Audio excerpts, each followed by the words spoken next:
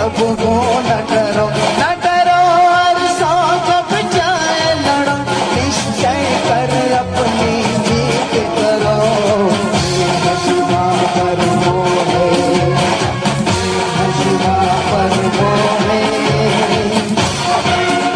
770 ਦੇ ਸਾਰੇ ਹੀ ਸੁਣਨ ਵਾਲਿਆਂ ਨੂੰ ਮੇਰੇ ਵੱਲੋਂ ਸਤਿ ਸ਼੍ਰੀ ਅਕਾਲ, ਨਮਸਕਾਰ ਤੇ ਆਦਾਬ। ਮੈਂ ਹਾਂ ਤੁਹਾਡਾ ਨਵਾਂ ਦੋਸਤ ਤੇ ਨਵਾਂ ਹੋਸਟ ਰੁਪਿੰਦਰ ਹੇਰ। ਰੇਡੀਓ ਪ੍ਰੋਗਰਾਮ ਜ਼ਿੰਦਾਬਾਦ ਲੈ ਕੇ ਹਾਜ਼ਰ ਹਾਂ ਹਰ ਸੰਡੇ ਨੂੰ ਦੁਪਹਿਰੇ 1 ਤੋਂ 2। ਇਸ ਪ੍ਰੋਗਰਾਮ ਵਿੱਚ ਗੱਲਾਂ ਹੋਣਗੀਆਂ ਤੁਹਾਡੀਆਂ, ਤੁਹਾਡੇ ਨਾਲ ਤੇ ਤੁਹਾਡੇ ਵਿਚਾਰ, ਕਮਿਊਨਿਟੀ ਦੀਆਂ ਗੱਲਾਂ, ਕਮਿਊਨਿਟੀ ਦੇ ਇਸ਼ੂਜ਼, ਤੁਹਾਡੇ ਇਸ਼ੂਜ਼, ਰੋਜ਼ ਦੇ ਇਸ਼ੂ, ਜ਼ਿੰਦਾ ਦਿਲੀ ਦੀਆਂ ਗੱਲਾਂ ਮੈਂ ਹਰ ਸੰਡੇ 1 ਤੋਂ 2 ਲੈ ਕੇ ਆਵਾਂਗਾ। ਰੇਡੀਓ ਜ਼ਿੰਦਾਬਾਦ। सोनिया सत श्री अकाल दे हशिवा पर मोहे शुभ कर मन ते कब वो न करो। ਰੇਡੀਓ ਜ਼ਿੰਦਾਬਾਦ ਦੇ ਸਾਰੇ ਹੀ ਸੁਣਨ ਵਾਲਿਆਂ ਨੂੰ ਤੁਹਾਡੇ ਹੋਸਟ ਰੁਪਿੰਦਰ ਹੇਰ ਦਾ ਬਹੁਤ ਬਹੁਤ ਜੀ ਆਇਆਂ, ਸਤਿ ਸ਼੍ਰੀ ਅਕਾਲ, ਨਮਸਕਾਰ ਤੇ ਆਦਾਬ। ਤੁਹਾਡਾ ਮੈਂ ਬਹੁਤ ਤਹਿ ਦਿਲੋਂ ਧੰਨਵਾਦੀ ਹਾਂ ਕਿਉਂਕਿ ਸਾਨੂੰ ਬਹੁਤ ਵਧੀਆ ਫੀਡਬੈਕ ਆਉਂਦੀ ਹੈ, ਬਹੁਤ ਸਾਰੇ ਟੈਕਸਟ ਮੈਸੇजेस ਆਉਂਦੇ ਨੇ ਔਰ ਪ੍ਰੋਗਰਾਮ ਦੀ ਜਿਹੜੀ ਹੈ ਸ਼ਲਾਘਾ ਕੀਤੀ ਜਾਂਦੀ ਹੈ ਔਰ ਖਾਸ ਤੌਰ ਤੇ ਇਸ ਚੀਜ਼ ਦੀ ਕਿ ਜਿਹੜੇ ਟੌਪਿਕਸ ਅਸੀਂ ਰੇਡੀਓ ਜ਼ਿੰਦਾਬਾਦ ਲੈ ਕੇ ਆਉਨੇ ਆ, ਕੁਝ ਐਸੇ ਟੌਪਿਕ ਨੇ ਜਿਹੜੇ ਸੈਂਸਿਟਿਵ ਨੇ, ਕੁਝ ਐਸੇ ਟੌਪਿਕ ਨੇ ਜਿਹੜੇ ਬਹੁਤ ਘੱਟ ਸ਼ਾਇਦ ਗੱਲ ਕੀਤੀ ਜਾਂਦੀ ਹੈ ਔਰ ਕੁਝ ਟੌਪਿਕ ਐਸੇ ਵੀ ਨੇ ਜਿਹੜੇ ਫਿਊਚਰ 'ਚ ਸ਼ਾਇਦ ਅਸੀਂ ਉਹਦੀ ਗੱਲ ਕਰੀਏ ਉਹ ਅਗਾਂਹ ਵਧੂ ਟੌਪਿਕਸ ਵੀ ਡਿਸਕਸ ਕੀਤੇ ਜਾਂਦੇ ਨੇ। ਅੱਜ ਦਾ ਜਿਹੜਾ ਅਸੀਂ ਟੌਪਿਕ ਡਿਸਕਸ ਕਰਨ ਜਾ ਰਹੇ ਹਾਂ ਉਸ ਤੋਂ ਪਹਿਲਾਂ ਮੈਂ ਸਾਰਿਆਂ ਨੂੰ, ਆਪਣੇ ਸਾਰੇ ਸੁਣਨ ਵਾਲਿਆਂ ਨੂੰ ਫੇਸਬੁੱਕ ਤੇ ਲਾਈਵ ਸਾਰੀ ਵਰਲਡ ਜਿੱਥੇ ਵੀ ਇਹ ਵੀਡੀਓ ਜਿਹੜੇ ਆ ਵੇਖਦੇ ਜਾਂਦੇ ਨੇ, ਚਾਹੇ ਇੰਡੀਆ 'ਚ ਜਾਂ ਪਾਕਿਸਤਾਨ 'ਚ ਜਾਂ ਕਿਤੇ ਵੀ ਨੇ, ਉਹਨਾਂ ਸਾਰਿਆਂ ਨੂੰ ਮੈਂ ਕੱਲ ਜਿਹੜੀ ਦੀਵਾਲੀ ਦਾ ਦਿਨ ਸ਼ੁਭ ਦਿਹਾੜਾ ਲੰਘਿਆ ਬੰਦੀ ਛੋੜ ਦਿਵਸ ਦੀਆਂ ਔਰ ਦੀਵਾਲੀ ਦੀਆਂ ਬਹੁਤ ਬਹੁਤ ਮੁਬਾਰਕਾਂ ਦਿੰਦਾ ਔਰ ਰੇਡੀਓ ਜ਼ਿੰਦਾਬਾਦ ਵੱਲੋਂ ਬਹੁਤ ਬਹੁਤ ਸਾਰਿਆਂ ਨੂੰ ਜਿਹੜੀਆਂ ਨੇ ਉਹ ਖੁਸ਼ੀਆਂ ਭਰੀਆਂ ਦੀਵਾਲੀ ਜਿਹੜੀ ਆ ਇਸੇ ਤਰ੍ਹਾਂ ਜਿਹੜੀ ਆ ਆਉਂਦੀ ਰਹੇ ਔਰ ਉਮੀਦ ਕਰਦੇ ਹਾਂ ਕਿ ਅਗਲੇ ਸਾਲ ਸ਼ਾਇਦ ਅਸੀਂ ਖੁੱਲ੍ਹ ਕੇ ਇਹਨਾਂ ਚੀਜ਼ਾਂ ਦੀ ਸੈਲੀਬ੍ਰੇਸ਼ਨ ਕਰ ਸਕੀਏ ਜਦੋਂ ਅਸੀਂ ਕੋਵਿਡ-19 ਦੇ ਪਰਹੇਜ਼ ਤੋਂ, ਉਹਨਾਂ ਦੀ ਪ੍ਰੀਕਾਸ਼ਨ ਤੋਂ ਬਾਹਰ ਜਾ ਸਕੀਏ। ਤੇ ਇਸ ਕਰਕੇ ਰੇਡੀਓ ਜ਼ਿੰਦਾਬਾਦ ਤੇ ਇਹੀ ਅਰਦਾਸ ਹੈ ਕਿ ਕੋਵਿਡ-19 ਤੋਂ ਸਾਰੇ ਬਚੇ ਰਹੀਏ ਔਰ ਇਹਦੀਆਂ ਪ੍ਰੀਕਾਸ਼ਨਸ ਕਰਦੇ ਰਹੀਏ। ਅੱਜ ਦਾ ਜਿਹੜਾ ਸਾਡਾ ਮੇਨ ਟੌਪਿਕ ਹੈ ਉਹ ਹੈ ਰੇਸਿਜ਼ਮ ਇਨ ਕੈਨੇਡਾ।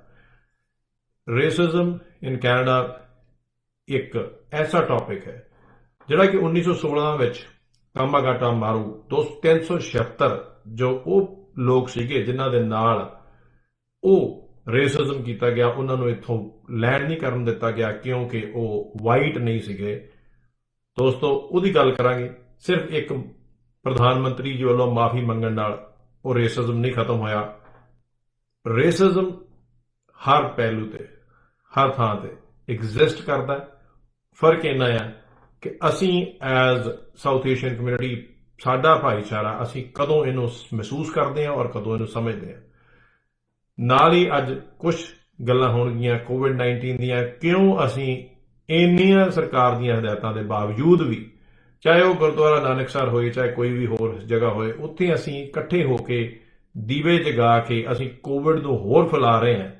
ਆਲਰੇਡੀ ਅਸੀਂ ਰੈੱਡ ਜ਼ੋਨ ਵਿੱਚ ਰਹਿ ਰਹੇ ਹਾਂ। ਆਲਰੇਡੀ ਇੱਥੇ ਬਹੁਤ ਜਿਹੜੇ ਇਸ਼ੂਜ਼ ਨੇ ਉਹ ਹੋ ਚੁੱਕੇ ਨੇ। ਬਹੁਤ ਜ਼ਿਆਦਾ ਕੋਵਿਡ-19 ਜਿਹੜਾ ਆ ਉਹ ਵੱਧ ਰਿਹਾ ਹੈ ਔਰ ਜਿਸ ਰੇਟ ਨਾਲ ਵੱਧ ਰਿਹਾ ਹੈ, ਅਗਰ ਇਸੇ ਰੇਟ ਨਾਲ ਵੱਧਦਾ ਰਿਹਾ ਤੇ ਸ਼ਾਇਦ ਦਸੰਬਰ ਦੀ 7 ਤੋਂ 12 ਦੇ ਹਫ਼ਤੇ ਦੇ ਵਿੱਚ ਅਸੀਂ 4000 ਕੇਸ ਇੰਟੈਰੀਅਰ ਵਿੱਚ ਰੋਜ਼ ਦੇ ਜਿਹੜੇ ਆ ਆਉਣਗੇ ਔਰ ਉਹਦੇ ਸਾਨੂੰ ਪਤਾ ਵੀ ਹੈ ਕਿ ਸਾਡੇ ਸਭ ਤੋਂ ਜ਼ਿਆਦਾ ਕੇਸਿਸ ਜਿਹੜੇ ਨੇ ਉਹ ਬਰੈਂਪਟਨ, ਪੀਲ ਰੀਜਨ ਵਿੱਚ ਆਉਂਦੇ ਨੇ। ਇਹਨਾਂ ਉੱਤੇ ਗੱਲਬਾਤ ਕਰਾਂਗੇ। ਇਸ ਤੋਂ ਪਹਿਲਾਂ ਕਿ ਅਸੀਂ ਰੇਡੀਓ ਪ੍ਰੋਗਰਾਮ ਜਿਹੜਾ ਉਹਦਾ main topic racism in Canada ਉੱਤੇ ਗੱਲ ਕਰੀਏ, ਅਸੀਂ ਸ਼ੁਰੂਆਤ ਕਰਦੇ ਹਾਂ ਇਸ ਪ੍ਰੋਗਰਾਮ ਦੀ ਇੱਕ ਬਹੁਤ ਹੀ ਖੂਬਸੂਰਤ ਸ਼ਬਦ ਦੇ ਨਾਲ। ਜੁੜਦੇ ਰਹੋ ਰੇਡੀਓ ਜ਼ਿੰਦਾਬਾਦ ਦੇ। ਦੀਵਾਲੀ ਦੀ ਰਾਤ, ਦੀਵਾਲੀ ਦੀ ਰਾਤ, ਦੀਵੇ ਬਾਲੀਨ, ਦੀਵੇ ਬਾਲੀਨ, ਦੀਵੇ ਬਾਲੀਨ, ਦੀਵਾਲੀ ਦੀ ਰਾਤ, ਦੀਵਾਲੀ ਦੀ ਰਾਤ, ਦੀਵੇ ਬਾਲੀਨ,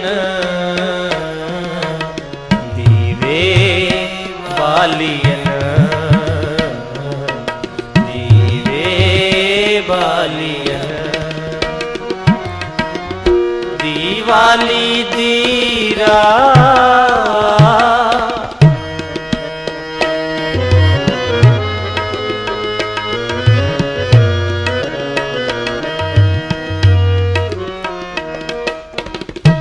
ਤਾਰੇ ਜਾਤ ਸੁਨਾਤ ਅੰਬਰ ਪਾਲੀਨ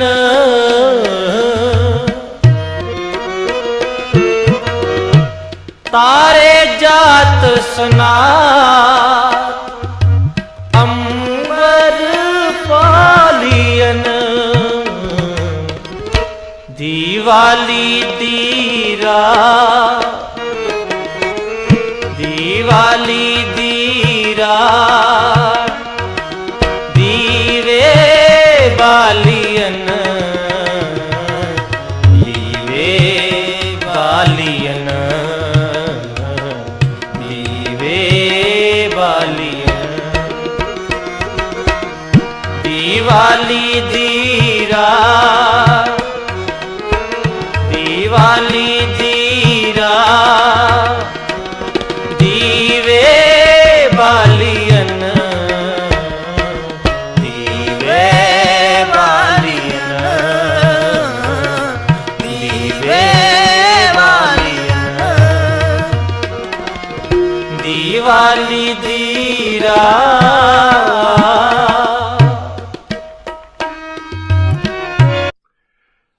ਰੇਡੀਓ ਜ਼ਿੰਦਾਬਾਦ ਦੇ ਸਾਰੇ ਸੁਣਨ ਵਾਲਿਆਂ ਨੂੰ ਬਹੁਤ-ਬਹੁਤ ਜੀ ਆਇਆਂ ਔਰ ਸਾਰਿਆਂ ਨੂੰ ਫਿਰ ਤੋਂ ਰੇਡੀਓ ਜ਼ਿੰਦਾਬਾਦ ਵੱਲੋਂ ਦੀਵਾਲੀ ਦੇ ਬਹੁਤ-ਬਹੁਤ ਮੁਬਾਰਕਬਾਦ। ਦੋਸਤੋ, ਜੀਟੀਏ ਦੀ ਗੱਲ ਕੀਤੀ ਜਾਏ, ਟੋਰਾਂਟੋ ਦੀ ਗੱਲ ਕੀਤੀ ਜਾਏ, ਮੇਨ ਜਿਹੜੇ ਸਾਡੇ ਸਿਟੀਜ਼ ਨੇ, ਵੈਨਕੂਵਰ ਦੀ ਗੱਲ ਕੀਤੀ ਜਾਏ, ਕੈਲਗਰੀ ਦੀ ਗੱਲ ਕੀਤੀ ਜਾਏ, ਉੱਥੇ 178 ਕੰਪਨੀਆਂ ਨੇ। ਮੇਨ 178 ਕੰਪਨੀਆਂ ਦੇ ਵਿੱਚ ਜਿਹੜਾ ਸਰਵੇ ਕੀਤਾ ਗਿਆ ਉਹਦੇ ਵਿੱਚ 91% ਟਾਪ ਮੈਨੇਜਮੈਂਟ ਪੋਸਟ ਜਿਹੜੀਆਂ ਨੇ ਉਹ ਵਾਈਟ ਲੋਕਾਂ ਕੋਲ ਹੈਗੀਆਂ। ਇਹ ਸਿਰਫ ਕੰਪਨੀਆਂ ਤੱਕ ਨਹੀਂ ਹੈ। ਸ਼ਾਇਦ ਅਸੀਂ ਆਪਣੇ ਕੰਮਾਂ ਦੇ ਵਿੱਚ, ਕਿਉਂਕਿ ਅਸੀਂ ਇਮੀਗ੍ਰੈਂਟਸ ਨੇ, ਸਾਊਥ ਏਸ਼ੀਅਨ ਭਾਈਚਾਰਾ ਖਾਸ ਤੌਰ ਤੇ ਆਪਣੇ ਹੀ ਕੰਮਾਂ ਦੇ ਵਿੱਚ ਆਪਣਾ ਬਿਜ਼ਨਸ ਜਿਹੜਾ ਆ ਉਹ ਕਰਦਾ ਹੈ, ਜਾਂ ਬਹੁਤ ਸਾਰੀਆਂ ਅਸੀਂ ਬਲੂ ਕਾਲਰ ਜੌਬਸ ਕਰਦੇ ਹਾਂ ਤੇ ਸਾਨੂੰ ਸ਼ਾਇਦ ਇਹਨਾਂ ਚੀਜ਼ਾਂ ਦਾ ਅਹਿਸਾਸ ਨਹੀਂ ਹੁੰਦਾ, ਜਾਂ ਅਸੀਂ ਇਸ ਚੀਜ਼ ਨੂੰ ਐਕਸੈਪਟ ਕਰ ਚੁੱਕੇ ਹਾਂ ਕਿ ਚਿੱਟੀ ਚਮੜੀ ਜਿਹੜੀ ਆ ਉਹ ਸਾਡੀ ਸੁਪੀਰੀਅਰ ਹੈ। ਵਾਈਟ ਸੁਪਰਮੇਸੀ ਜਿਹੜੀ ਆ ਉਹਨੂੰ ਕਿਹਾ ਜਾਂਦਾ ਹੈ। ਚਾਹੇ ਉਹ ਇੰਡੀਆ ਸੀਗਾ, ਉੱਥੇ ਵੀ ਸੇਮ ਕਾਰਵਾਈ ਕੀਤੀ ਗਈ, ਉੱਥੇ ਵੀ ਗੋਰਾ ਸਾਹਿਬ ਸਾਡੇ ਲਈ ਸੁਪੀਰੀਅਰ ਬਣਿਆ, ਉੱਥੇ ਵੀ ਅਸੀਂ ਗੁਲਾਮੀ ਕੀਤੀ ਆ। ਔਰ ਗੁਲਾਮੀ ਦੋਸਤੋ ਜਿਸ ਰੀਜ਼ਨ ਕਰਕੇ ਅਸੀਂ ਇੰਡੀਆ 'ਚ ਕੀਤੀ ਸੀ, ਔਰ ਉੱਥੇ ਵੀ ਚੰਦ ਲੋਕਾਂ ਨੂੰ, ਜੋ ਮੋਤਬਰ ਲੋਕ ਸੀਗੇ, ਉਹਨਾਂ ਨੂੰ ਬੁਰਕੀ ਪਾ ਦਿੱਤੀ ਜਾਂਦੀ ਸੀ, ਉਹਨਾਂ ਨੂੰ ਜਗੀਰਾਂ ਦੇ ਦਿੱਤੀਆਂ ਜਾਂਦੀਆਂ ਸੀਗੀਆਂ ਸਾਡੇ ਹੀ ਲੋਕਾਂ ਦੇ ਅਗੇਂਸਟ ਲੜਨ ਵਾਸਤੇ, ਸਾਡੇ ਹੀ ਲੋਕਾਂ ਦੀਆਂ ਚੁਗਲੀਆਂ ਕਰਨ ਵਾਸਤੇ, ਔਰ ਸਾਡੇ ਹੀ ਲੋਕਾਂ ਨੂੰ ਰੋਕਣ ਵਾਸਤੇ ਔਰ ਬਰਬਾਦ ਕਰਨ ਵਾਸਤੇ। ਕੀ ਇਹ ਕੈਨੇਡਾ ਦੇ ਵਿੱਚ ਵੀ ਐਗਜ਼ਿਸਟ ਕਰਦਾ? ਅੱਗੇ ਗੱਲ ਕਰਦੇ ਹਾਂ ਕੁਝ ਬਹੁਤ ਖਾਸ ਐਸੇ ਠੋਸ ਚੀਜ਼ਾਂ ਦੇ ਨਾਲ, ਸ਼ਾਇਦ ਅਸੀਂ ਉਹਨਾਂ ਬਾਰੇ ਗੌਰ ਨਹੀਂ ਕਰਦੇ।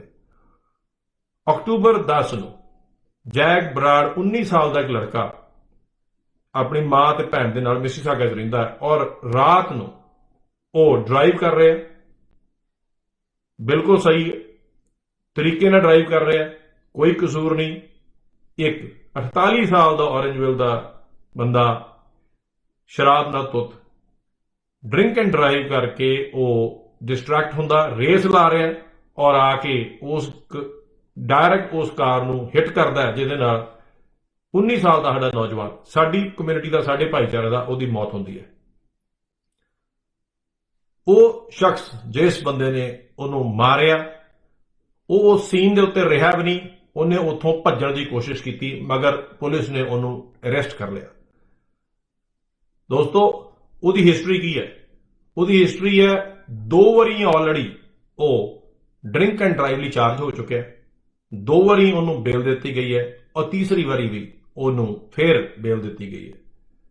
ਦੂਸਰੇ ਪਾਸੇ 2019 ਜਨਵਰੀ ਦੇ ਵਿੱਚ ਜਸਕੀਰਤ ਸਿੱਧੂ, ਇੱਕ ਸਾਡਾ ਨੌਜਵਾਨ, ਉਹ ਟਰੱਕ ਚਲਾ ਰਿਹਾ, ਉਹਦੇ ਕੋਲ ਗਲਤੀ ਹੁੰਦੀ ਹੈ, ਉਹ ਸਟਾਪ ਸਾਈਨ ਤੇ ਨਹੀਂ ਰੁਕਦਾ, ਔਰ ਬਦਕਿਸਮਤੀ ਨਾਲ ਜਿਹੜੀ ਬੱਸ ਜਿਹਦੇ ਵਿੱਚ ਜੂਨੀਅਰ ਹਾਕੀ ਦੇ ਟੀਮ ਸਵਾਰ ਸੀਗੀ ਉਹਨਾਂ ਨੂੰ ਹਿੱਟ ਕਰਦਾ ਔਰ ਉੱਥੇ ਕੁਝ ਮੌਤਾਂ ਹੁੰਦੀਆਂ ਨੇ। ਉੱਥੇ ਵੀ ਗਲਤੀ ਇਹ ਹੈ ਕਿ ਉਹਨੇ ਉਸ ਜਗ੍ਹਾ ਤੇ ਜੋ ਸਟਾਪ ਸਾਈਨ ਸੀਗੇ, ਜੋ ਫਲੈਸ਼ਿੰਗ ਲਾਈਟ ਸੀਗੀ, ਉਹਦੇ ਗੌਰ ਨਹੀਂ ਕੀਤਾ, ਉਹ ਮਿਸ ਕਰ ਗਿਆ। ਮਗਰ ਉਹਦੀ ਇੰਟੈਂਸ਼ਨ ਕੋਈ ਮਾਰਨ ਦੀ ਨਹੀਂ ਸੀ। ਉਹ ਕਿਸੇ ਡਰਿੰਕ ਐਂਡ ਡਰਾਈਵ ਦੇ ਥੱਲੇ ਨਹੀਂ, ਉਹ दारू ਪੀ ਕੇ ਸ਼ਰਾਬ ਨਾਲ ਧੁੱਤ ਹੋ ਕੇ ਡਰਾਈਵ ਨਹੀਂ ਕਰ ਰਿਹਾ ਸੀ। ਉਹਦਾ ਕੋਈ ਕ੍ਰਿਮੀਨਲ ਰੈਕਡ ਨਹੀਂ ਸੀਗਾ। ਮਗਰ ਉਹਦੇ ਨਾਲ ਕੀ ਹੋਇਆ, ਇੱਥੇ 2 ਵਾਰੀ ਸ਼ਰਾਬ ਪੀ ਕੇ ਡਰਿੰਕ ਐਂਡ ਡਰਾਈਵ ਕਰਨ ਵਾਲਾ ਬੰਦਾ ਤੀਸਰੀ ਵਾਰੀ ਵੀ ਬੇਲ ਤੇ ਛੱਡਿਆ ਜਾਂਦਾ। ਕਿਉਂ? ਕਿਉਂਕਿ ਉਹ ਵਾਈਟ ਹੈ। ਅਸੀਂ ਇਸ ਚੀਜ਼ ਨੂੰ ਮਹਿਸੂਸ ਨਹੀਂ ਕਰਦੇ। ਸਾਡਾ ਕਈ ਆਪਣਾ ਹੀ ਭਾਈਚਾਰਾ ਇਸ ਚੀਜ਼ ਦੇ ਅਗੇਂਸਟ ਗੱਲ ਕਰਦਾ ਹੈ ਕਿ ਨਹੀਂ ਜੀ ਇਹ ਚੀਜ਼ ਜਿਹੜੀ ਹੈ ਜੀ ਕੈਨੇਡਾ ਦਾ ਕਾਨੂੰਨ ਹੈ। ਮਗਰ ਕੈਨੇਡਾ ਦਾ ਕਾਨੂੰਨ ਜਿਹੜਾ ਹੈ ਜਸਕੀਰਤ ਸਿੱਧੂ ਵਾਸਤੇ ਕਿੱਥੇ ਹੈ? ਜਿਸ ਲੜਕੇ ਨੇ ਨਾ ਕਿ ਸ਼ਰਾਬ ਪੀਤੀ ਸੀ, ਨਾ ਉਹਦਾ ਕ੍ਰਿਮੀਨਲ ਰੈਕਡ ਸੀਗਾ, ਔਰ ਨਾ ਹੀ ਉਹਦੀ ਕੋਈ ਇੰਟੈਂਸ਼ਨ ਸੀਗੀ ਕਿ ਉਹ ਅੱਧੀ ਰਾਤ ਨੂੰ ਟਰੱਕ ਚਲਾ ਕੇ ਕਿਸੇ ਨੂੰ ਮਾਰਨ ਨੂੰ ਨਿਕਲਿਆ ਹੋਵੇ, ਉਸ ਨੂੰ ਜੱਜ ਨੇ 8 ਸਾਲ ਜਿਹੜੀ ਆ ਸਜ਼ਾ ਦਿੱਤੀ ਹੈ। ਔਰ ਉਸ ਲੜਕੇ ਨੇ ਕੋਈ ਅਪੀਲ ਨਹੀਂ ਕੀਤੀ, ਉਹਨੇ ਗਿਲਟੀ ਪਲੀਡ ਕੀਤਾ ਔਰ ਆਪਣੀ ਸਜ਼ਾ ਸਵੀਕਾਰ ਕੀਤੀ ਹੈ। ਔਰ 8 ਸਾਲ ਬਾਅਦ ਵੀ ਸਰਕਾਰ ਜਿਹੜੀ ਆ ਉਹਨੂੰ ਡਿਪੋਰਟ ਕਰਨ ਦੀ ਗੱਲ ਕਰ ਰਹੀ ਹੈ। ਕਿਉਂ? ਕਿਉਂਕਿ ਉਹ ਇੰਡੀਆ ਤੋਂ ਆਇਆ, ਕਿਉਂਕਿ ਉਹਦੀ ਚਮੜੀ ਚਿੱਟੀ ਨਹੀਂ ਹੈ। ਮਗਰ ਅਸੀਂ ਐਜ਼ ਅ ਕਮਿਊਨਿਟੀ ਅਸੀਂ ਇਹਨਾਂ ਚੀਜ਼ਾਂ ਨੂੰ ਗੌਰ ਨਹੀਂ ਕਰਦੇ, ਕਿਉਂਕਿ ਅਸੀਂ ਆਪਣੇ ਕੰਮਾਂ 'ਚ ਇੰਨੇ ਬਿਜ਼ੀ ਹਾਂ। ਅਸੀਂ ਇਸ ਚੀਜ਼ ਨੂੰ ਮੰਨਣ ਨੂੰ ਤਿਆਰ ਨਹੀਂ। ਜਿਵੇਂ ਅਸੀਂ 150 ਸਾਲ ਇਹ ਨਹੀਂ ਮੰਨਿਆ ਕਿ ਅਸੀਂ ਗੁਲਾਮ ਹਾਂ। 150 ਸਾਲ ਅਸੀਂ ਕਈ ਲੋਕਾਂ ਨੇ ਜਗੀਰਾਂ ਬਣਾਈਆਂ। ਗੁਲਾਮੀ ਦਾ ਕੁਝ ਲੋਕਾਂ ਨੇ ਤਸੀਹੇ ਸਹੇ, ਕੁਝ ਲੋਕਾਂ ਨੇ ਆਜ਼ਾਦੀ ਲੜਾਈ ਲੜੀ, ਔਰ ਕੁਝ ਨੇ ਉੱਥੇ ਜਗੀਰਾਂ ਵੀ ਬਣਾਈਆਂ।